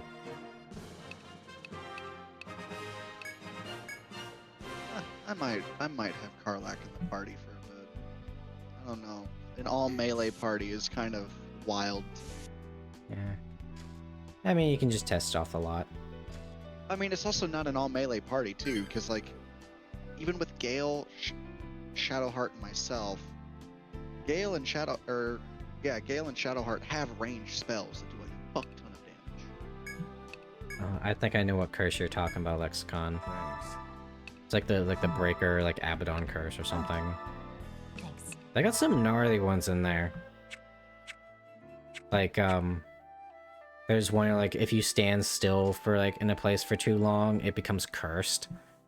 Like, the water becomes putrid, plants start dying around you. Then there's some, like, I don't even know how they, like, try to figure that one, because it's basically you're catatonic. Or your body's in, like, a coma, but you're aware of everything. And you basically have to have people wheelbarrow you around. Like, how the fuck do you even manage to work with that?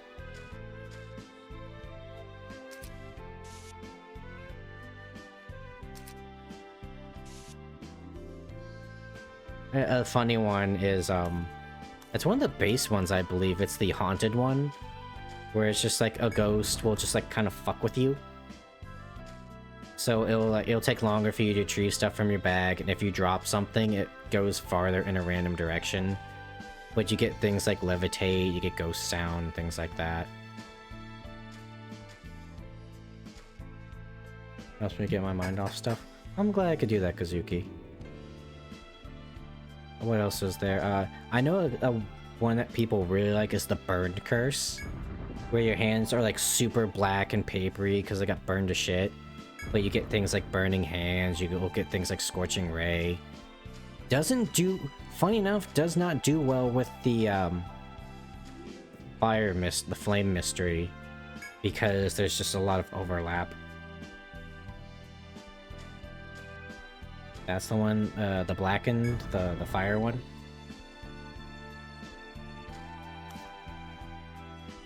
I know, Stream knows a bitch. There's the volcano mystery. Ooh, I actually don't know a lot about the volcano one. I will say there's a funny one that one of my players chose, and this was the guy who played as a Phyrexian. I made a custom race for him. He had the funniest build strategy, Vulcan. He chose the Apocalypse Mystery, and so basically what he would do, he would set himself on fire.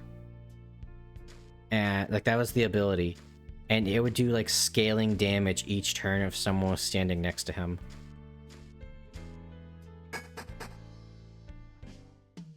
Hear ye, explorers of Ioris! The Arcadia Council has announced a new assignment. I took my fucking Morning Star away from Gale. Oh, and here's the funny thing about that character. As well, the basically suicide bomber. He, near the end, he couldn't really play as much.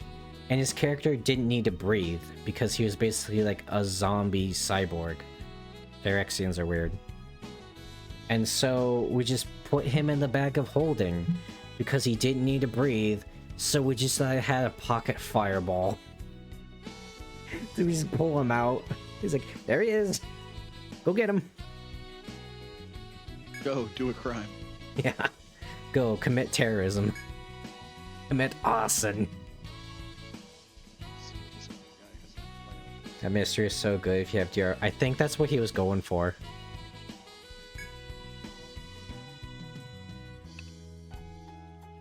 So wait, let me pull it up, because I think it might have given him, like, fire damage resistance. See here, Pathfinder OGC. I don't care about your deals. Oracle.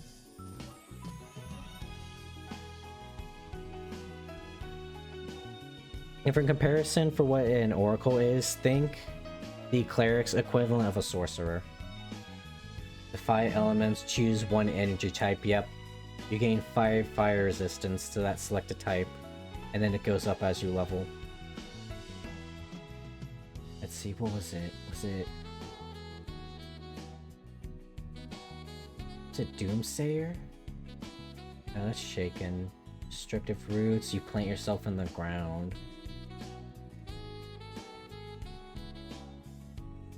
Where was it? Pass the torch. Once per day as a swift action, you can channel energy of the apocalypse into your body, causing you to ignite. You take 1d4 points of fire damage when you activate this ability, and again at the beginning of your turn until you end the effect. Any creature that begins its turn adjacent to you takes 1d6 points of fire damage as the fire spreads, plus 1 additional point of fire damage for each previous round you have had this ability active. For example, adjacent creatures take 1d6 plus 5 fire damage if you've had this ability active for 5 rounds. You can use this ability of number of rounds per day equal to half your Oracle level, and you can end this ability as a free action. At 5th level and every 5 levels thereafter, you can use this ability additional 1 time per day.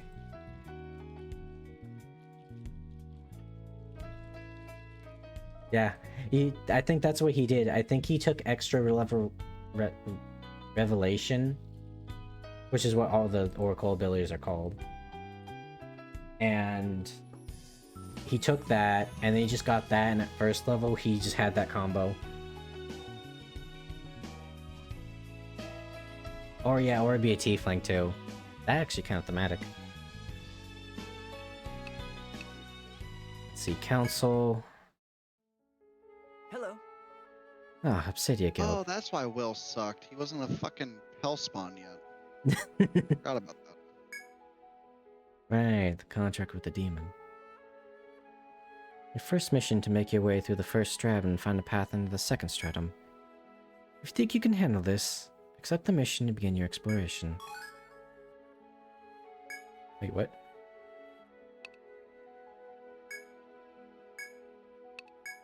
Now I have to clear the path to the second stratum. Wait, didn't I do that? Thank you, Obsidia Guild. I need you to explore the first stratum and find a path that leads to the second stratum. Perhaps you've already learned this in your travels, but the tutelary forest is guarded by a magic barrier. The barrier is powered by the stone statues called golems, once used by the ancient Celestians. They safeguard those without the necessary knowledge or strength from meeting misfortune higher up in Long Yggdrasil. The Council does, however, occasionally assign missions beyond the barrier to explorers who prove themselves capable. Do you mean like the undead child I keep meeting? The what? This is one of those missions. I believe the lot of you have what it takes to break through the magic barrier.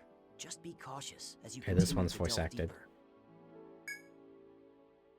Wait, didn't I already do this? I guess not. Which will you register? Well done. Vision board. Well Items. done. What would you like to do? Which will you read? Well done. Which will you Okay. register? Missions. Port. Oh. What Okay. would you like to do? I expect great things from you. To the shoot. Welcome. Must be a different set of golems, I guess. What are you selling? It was the Y button? Oh. Oh, look how fast that is.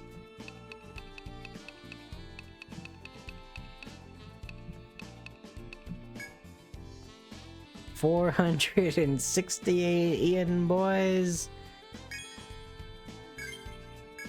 Leather shield. Let's buy Kazuki some equipment, shall we? Let's see here. He just kind of got a breastplate. Let's see here. Italian HP, Chilean HP. What'll it be? Maybe get some more armor or something. Make him a hat. Get some mittens.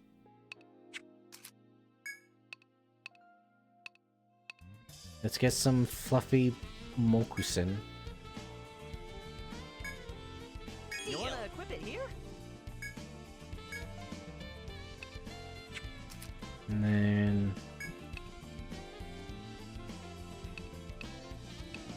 let's get a speed ring. Because we're kind of using them as a debuffer right now. And do we have like any new katanas? The Uchi katana.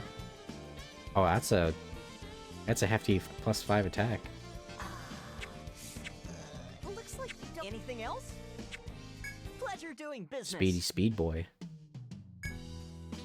Welcome! Thank you for your patronage! Oh wait, no. I Have a think nice nap! if this is what I'm thinking with the moonlight, we'll go at night. How can I be of service? Nothing ever bad happens at night, right, guys? Have a nice day! Dude, Janetta's so cute. Is it floor 3 we were at?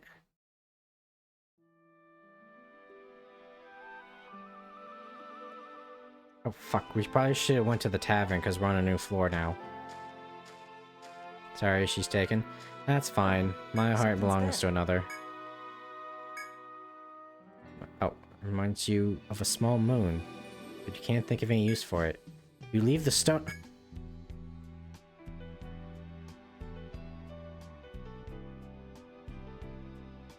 Okay.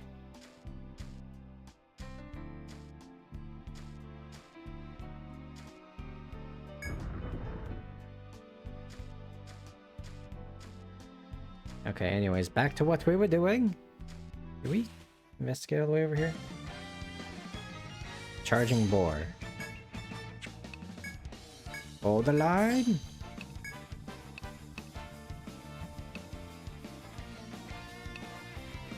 Lower attack. I didn't really think lowering attack would be that powerful, but it's doing work.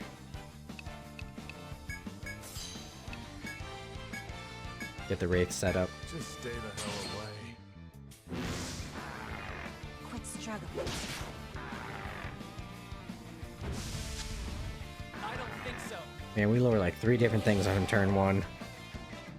I mean, we didn't do much damage, but... ooh, splash damage. Okay. Knowing enemy attack is one of the best ways to reduce damage because of how the damage formula works. Okay. I love me a game where like stat debuffs actually are like vital. You okay?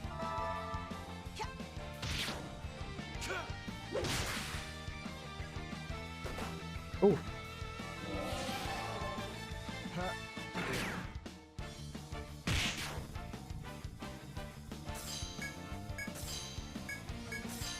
Everyone get him. Damage reduction. Greater than enemy attack down. Wait. What's that? Yeah, it's greater than, and then party defense up. Okay. Here, take this. Take that. Ooh. Ooh, splash damage. There. I'm trying to like visualize how it's doing splash damage. I guess it just kind of like charges and flails wildly. Everyone get him.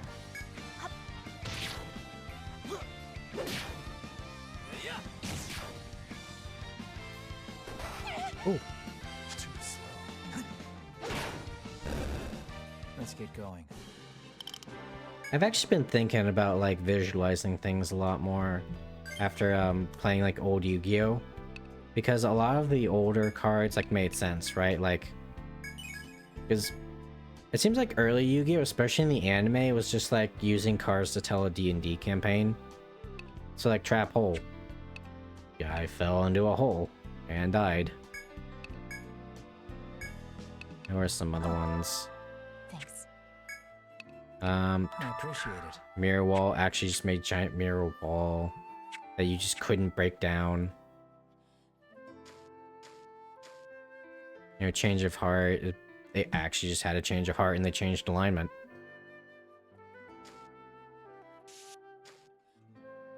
Someone I was watching did pitch an idea for like a Yu-Gi-Oh! D&D thing. And pretty much how you like got through it was like you had your deck, it was like your list of actions or something you could do. Or like the monsters you could summon. But I'd need to figure out like logistics on that one. As you proceed through the forest, excuse me, you stop at a river of spring water. Looks like a dead end. Just as you're about to head back, you hear a whistling noise, and Hawk screams in pain. Ow! Owie! Hawk loses 12 HP. Surprised, you look to see an arrow lodged in Hawk's body. Oh! There's a trap, just as the sign had warned. After this painful reminder that dangers abound in these woods, you return to your exploration. But waits in the woods. Although you saw a warning, you failed to react in time and fell into a deadly trap. I wouldn't call it deadly, okay. Event. I should probably go find the sign too, huh? Oh shit. Cast guidance isn't Does guidance stack?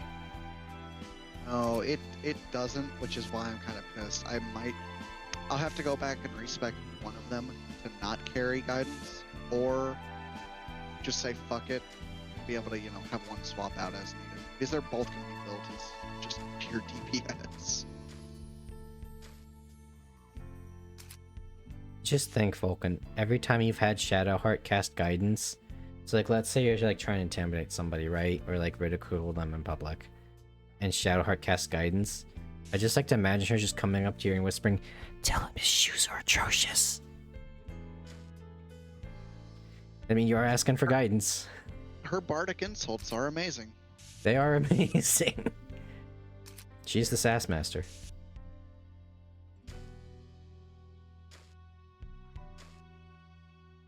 It's not even that. It's like she's like channels like her god for a second, and the god's like, tell them their shoes are awful. What's this? There's a stone wall looming before you. It seems impossible to pass through.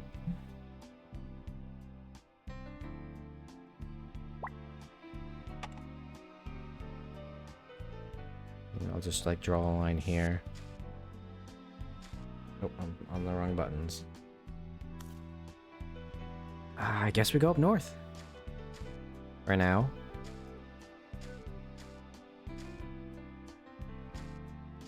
There we go. Having Gale in melee feels so wrong. Having Gale in the party? What? No, having Gale in melee. It just feels weird.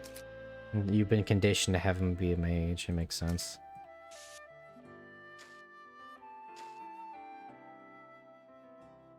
Huh. Something's there.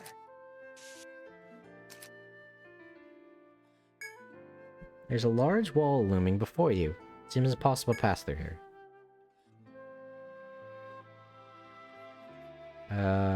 But bingo.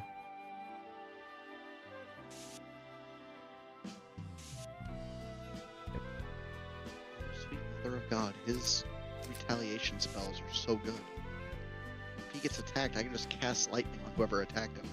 There you go.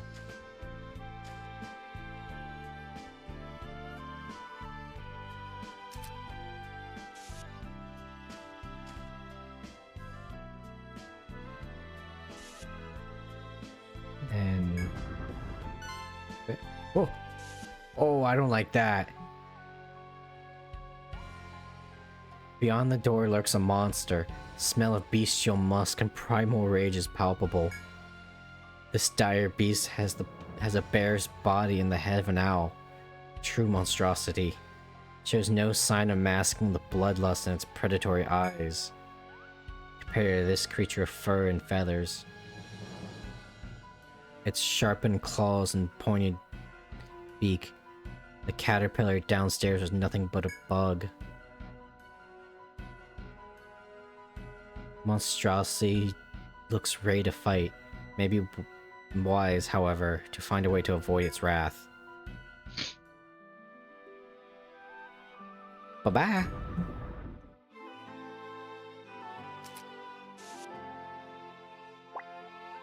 Let's finish filling this out here. Oh, this is...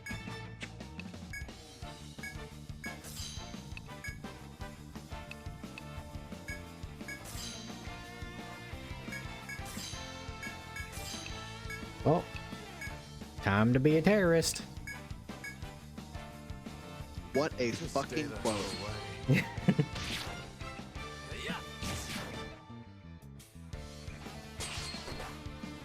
hell away. AOE, AOE, fuck the FOE. Tough luck.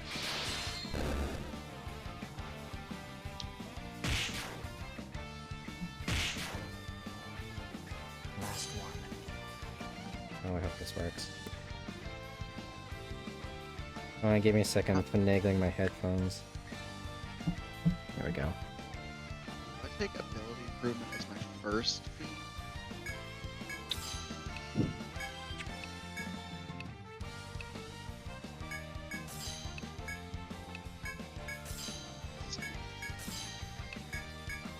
Shit. You just summon more dudes. Time to work. Shut up. The setup. Quit struggling. Ugh.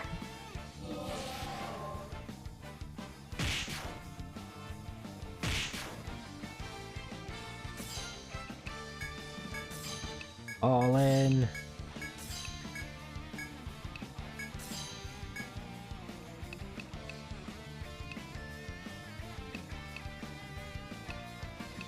You know what? Poison bomb. Poison does a lot of damage in this game.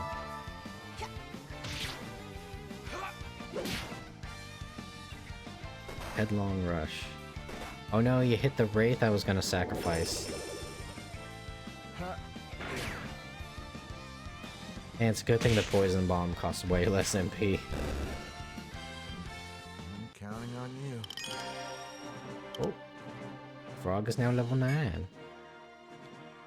Oh, I just fucked up and loaded the save from 15 minutes ago. That's my Alright. last save.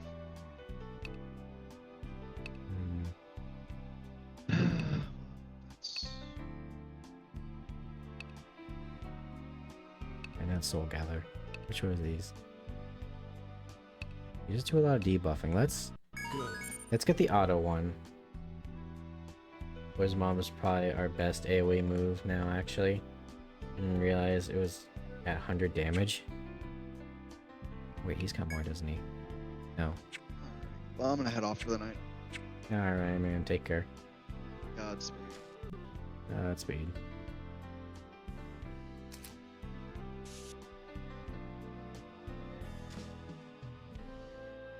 Okay, bada bing.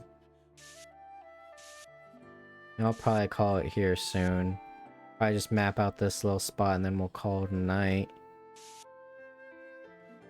It's just one big wall right now.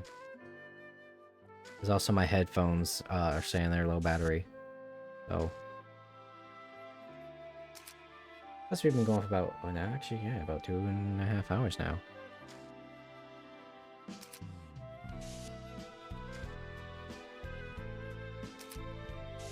Bing.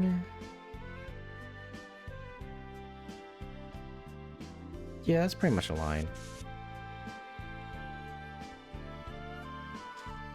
And got that.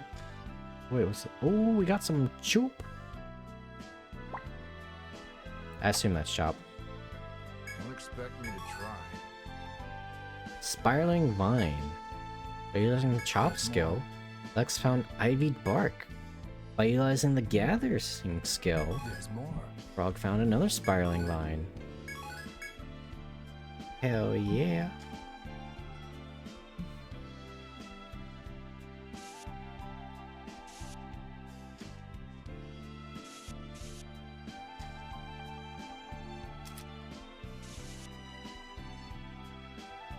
Okay. So let's head back. I mean, we obviously have that part up there, but...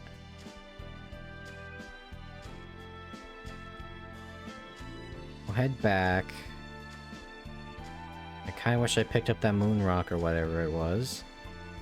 But I guess I had no need for it. Even though it's a giant rock of solid moonlight.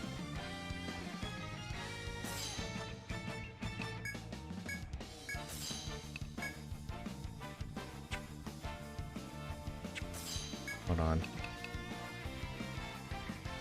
Oh, let's raise one Alice draw rate. Okay. And then Paralyzing Reap. Get rid of his armor. And I don't really need to heal anybody, so I will Toxic. And then you shall also Poison Bomb. Time to work. Defense ain't gonna mean shit when you're poisoned. Take this. With all my heart and soul. This turtle's gonna have a bad time.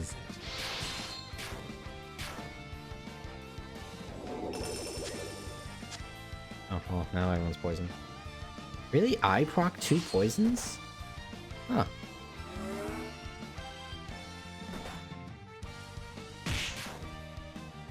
Okay.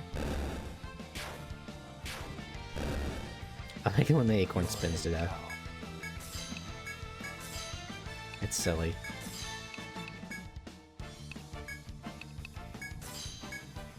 You're probably not gonna pull this off because you usually go last, but...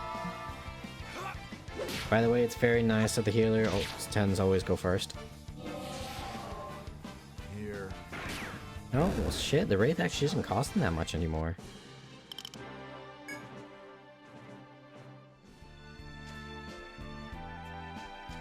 I think the turtle's weak to poison, that explains it. Still then, I got a proc on an acorn. Just keep gambling, boys. You'll eventually win.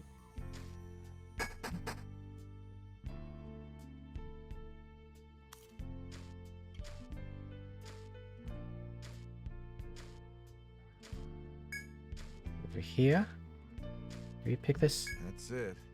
Yep.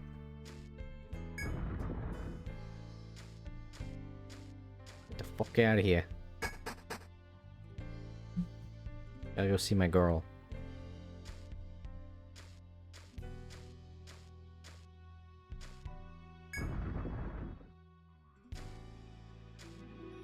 I always know where I am thanks to the chicken fucker. I put. I'll find that unopened chest somehow. Twilight Tavern. Welcome. Accept quest. Which would Here we you go. like to Sunlight and tackle? moonlight. I knew it. I need rare materials for wedding ring. Will someone help me? Lend me a helping This hand. one? That request was brought in by a Celestian gentleman. His name is Thaddeus, I believe. Sounds like a mission to gather some materials. In other words, a fetch quest. I like that you just put it to me in simple terms that we can all understand as gamers. But that doesn't mean it's going to be a walk in the park. Ask the client for specifics. Should be waiting for you in the tavern right now. That elf though, yeah. Which would you like to tackle? Defeat a rare breed of monster This on one? floor 2. What? Oh, that reminds me. This request came from the council. You know about rare breeds. Tell her you don't know what they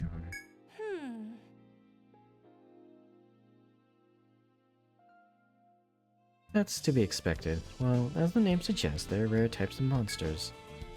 Every now and then, a mutation appears among a certain type of monster. You can usually spot them by how they shine, and how much stronger in fact— Are they fucking shinies? Am I gonna fight shinies? The council requests that you help slay such beasts. They must think that it'll help new adventurers gain more experience, more or less. Well, they're much tougher than their normal kin. I think you're strong enough to take them on.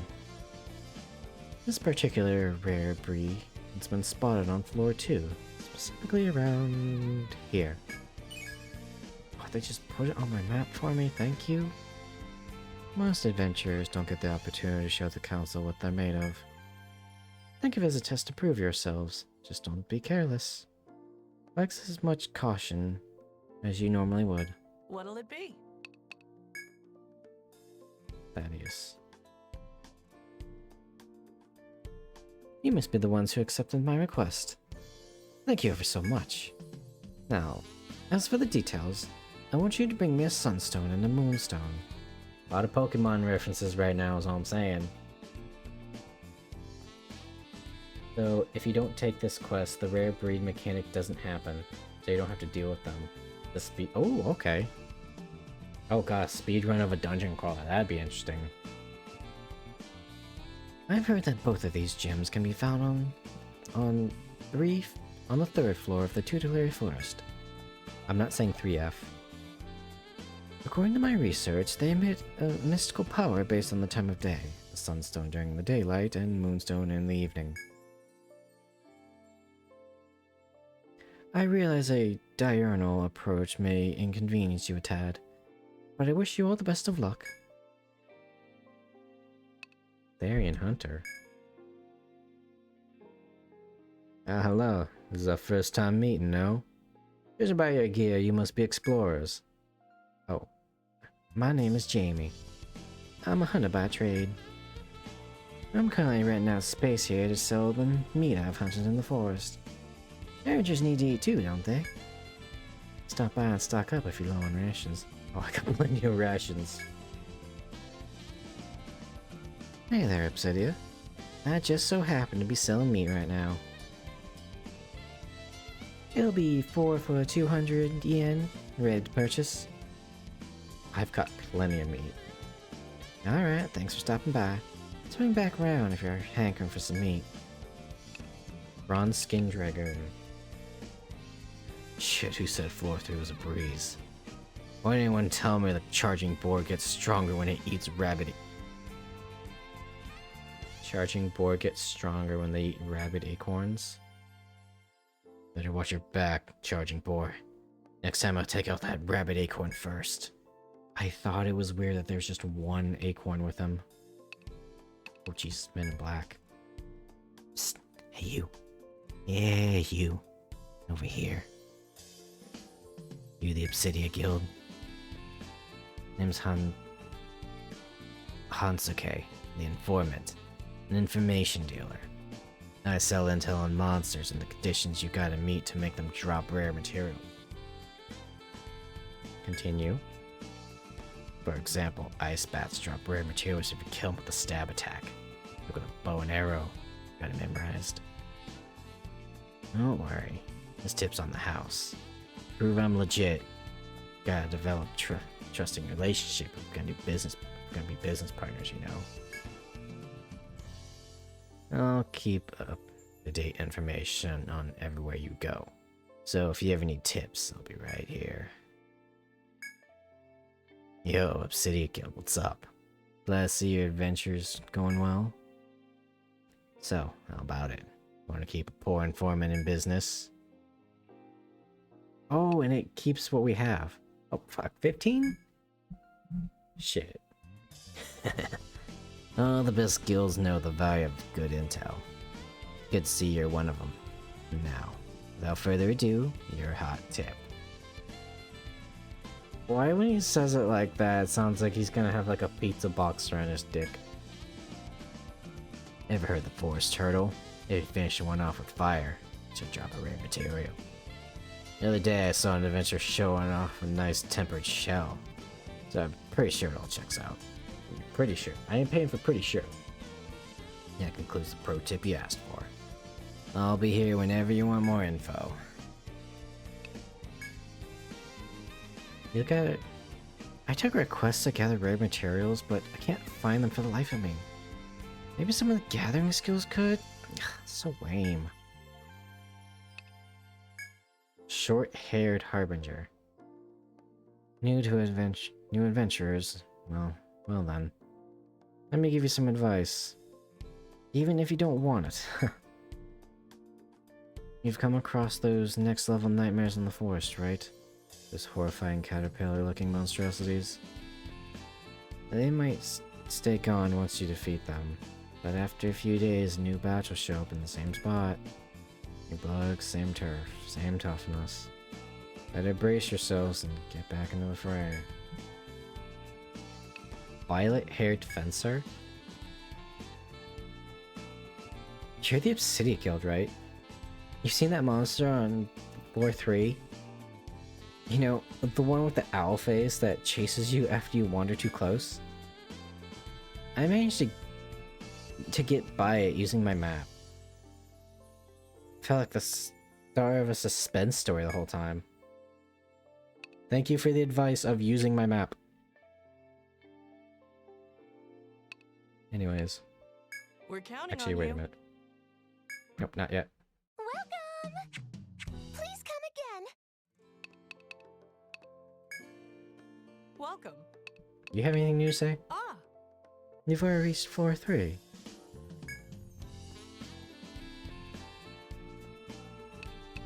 I'll start being more cautious. I don't want to die. oh? As they say, cooler heads prevail. The level will grow more dangerous with each floor you climb. Sometimes it's faster and smarter to avoid problems. Just be cautious and do your best. We're counting on you. Got a reason to come home. Welcome. What are you Keeps me selling? alive.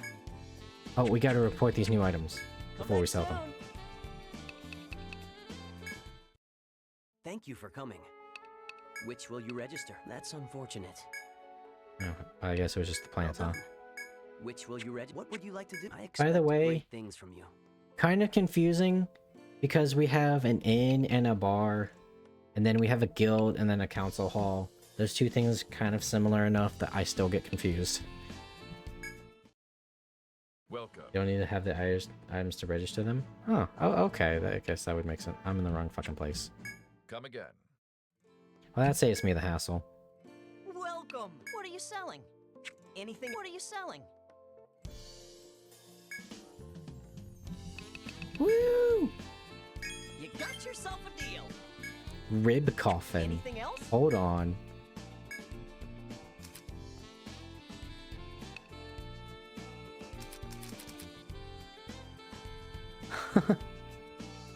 What'll it be? Wait, hold on. A coffin wrapped in durable ivy so that it no longer opens on its own.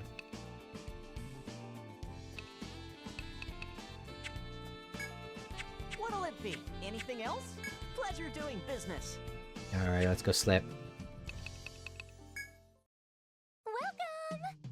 Thank you for your patronage. And we'll be in the evening because we need to get that moonstone.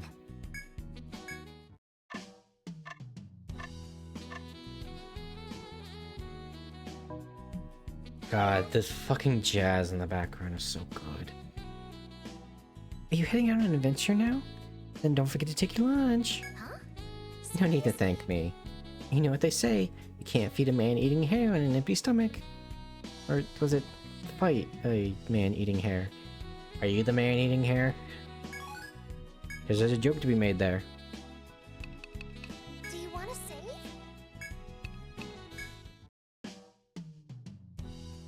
Alrighty, chatterinos. I think that will be it for today. Let me go ahead and mute some of that.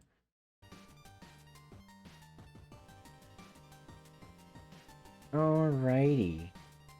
So let me pull up the schedule because I honestly have already forgotten, even though I wrote it yesterday.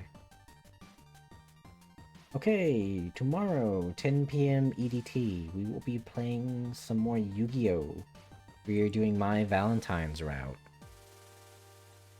And I got a singular new elemental hero in the deck. Ooh, spicy. What is it? It could be anything. It could even be fucking elemental hero Burst Inatrix, uncensored. I mean, where I got that, but you know. And I need to start making new decks. I got a ton of cards. We used to have a dragon deck. I think I still have my dragon deck, but my Blue Eyes deck, I should say. And we'll do that. We need to start figuring who we want to do next after my Valentine. I think everyone in the Discord said, pretty much unanimously said it would go like Mai, then like Shizu. But we can also go to like different story arcs, like GX, 5Ds. I'm a bit apprehensive to do anything further than that because I don't know any of those people. And there seems to be like a an artistic shift, if you will, around that point. I have no fucking clue what XEs are. Or especially pendulums. Pendulums look scary. If they take even more card art away, just to add more text, that's scary.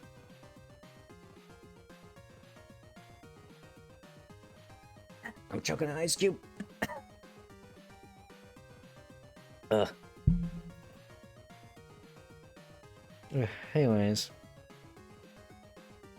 Mine has been fun. Just because her entire strategy seems to be just fuck your spell and trap card zone, which I appreciate. So yeah, we'll be doing that. I've got some ideas for the streams on Friday and Saturday. I'll have to figure out what I want to do for Saturday. But general idea, we Friday around 10 p.m. EDT will be Left 4 Dead 2 with the boys. And by the boys, I mean some of the wonderful people in the Discord. I know Vulcan seems excited. I know Kazuki's been playing it recently, which is where I kind of got the idea.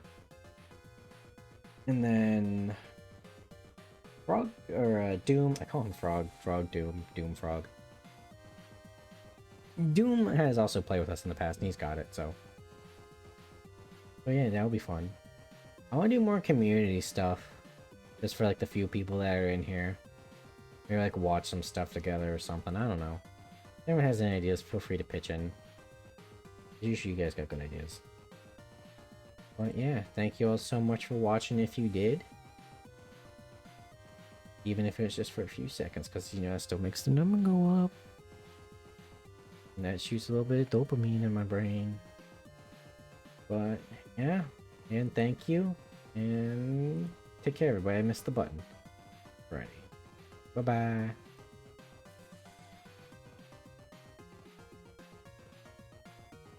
Ryuji, how good you were. You turned all of Ryuji into Tose's image files into pixel art. What did you do to their special folders? What did you do to their homework folders? What kind of pixel are you say? It was all pink wet. That's enough. Next time I'll paralyze you two.